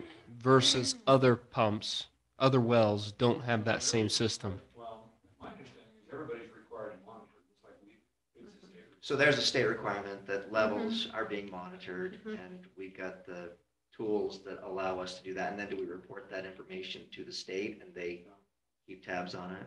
Well, we report there's an operation monitoring report that gets submitted quarterly. I do it every day for 3 days a week. And then that report is compiled monthly and then it's reported quarterly. Okay, and actually, I'm getting a little ahead of myself because this is something I'm just proposing as something that I believe is worthy of some additional discussion to just make sure that we are not gonna tap ourselves Well, dry. One of the things that because of this water monitoring that's going on, they're recognizing which cities are losing water. And so a lot of state money is going into recharging the aquifer, which is, I don't know exactly how you recharge it, but there's millions of dollars are being spent on recharging the aquifers. And so when we were looking for our grant last year to match for our water infrastructure, they said, wait till next year, because all the money this year is going to recharging different aquifers. And so I think that it is something that we have to be mindful of. But it seems to me that you've told us in the past, we have plenty of water plus for growth, what we think. We dip out first. So you got this aquifer that's running downhill. We dip out up here. So in order for a recharge to do us any good, you got to dump water into the ground above us because we take it out First. much higher in elevation That's what that snow is than for. everybody else does. Mm-hmm. So Have a our- recharge doesn't do us a lot of good, other than the fact that it makes it easier for everybody downhill to pull water out of the ground. So it doesn't suck so hard on the aquifer, which takes water away from us. So recharge makes a difference for everybody. Well, and again, maybe this is something that we can add in the new year, just as because I would consider that a critical piece of, maintaining the livability of our town. And so I just think that it would be something that we should have further discussion Well, about. it's like you hear about the issues with the railroads and the possibility for strikes, and what that does to the water system specifically. Have you ever heard anything about that? Yeah. I mean, you get these tankers that quit rolling, and that's how you move chlorine. That's how you transport chlorine. Well, if somebody in Salt Lake gets a tanker load of chlorine, and then they fill cylinders with that chlorine. And we have to have those cylinders, but I've got a year and a half supply of chlorine. Thank you for being on top of That's that. good. Well, I'm That's good. more paranoid about it than you guys are. 'Cause I deal with it every day. We appreciate it. We're Yeah. glad that you are. For sure. Okay, well, we'll keep talking about it then. Yeah, I have back to vacation. I have something to tell you on the break, so don't leave. All right, with that, let's adjourn the work session and let's try to reconvene at 9. And doesn't give us much time, but Just need a potty break. Couple things. And to see that they won. I missed a game tonight. who did? Quarter Canyon had a game tonight. I missed my son's game. I thought you were talking World Cup. I missed his games on Saturday too for city stuff. And the Saturday before. It's a jealous business. 12. Okay. Statements, I don't know. You make it, my husband, that's the thing though, my husband's there, so like I always say, well, at least Dad's there. If I get. It's typically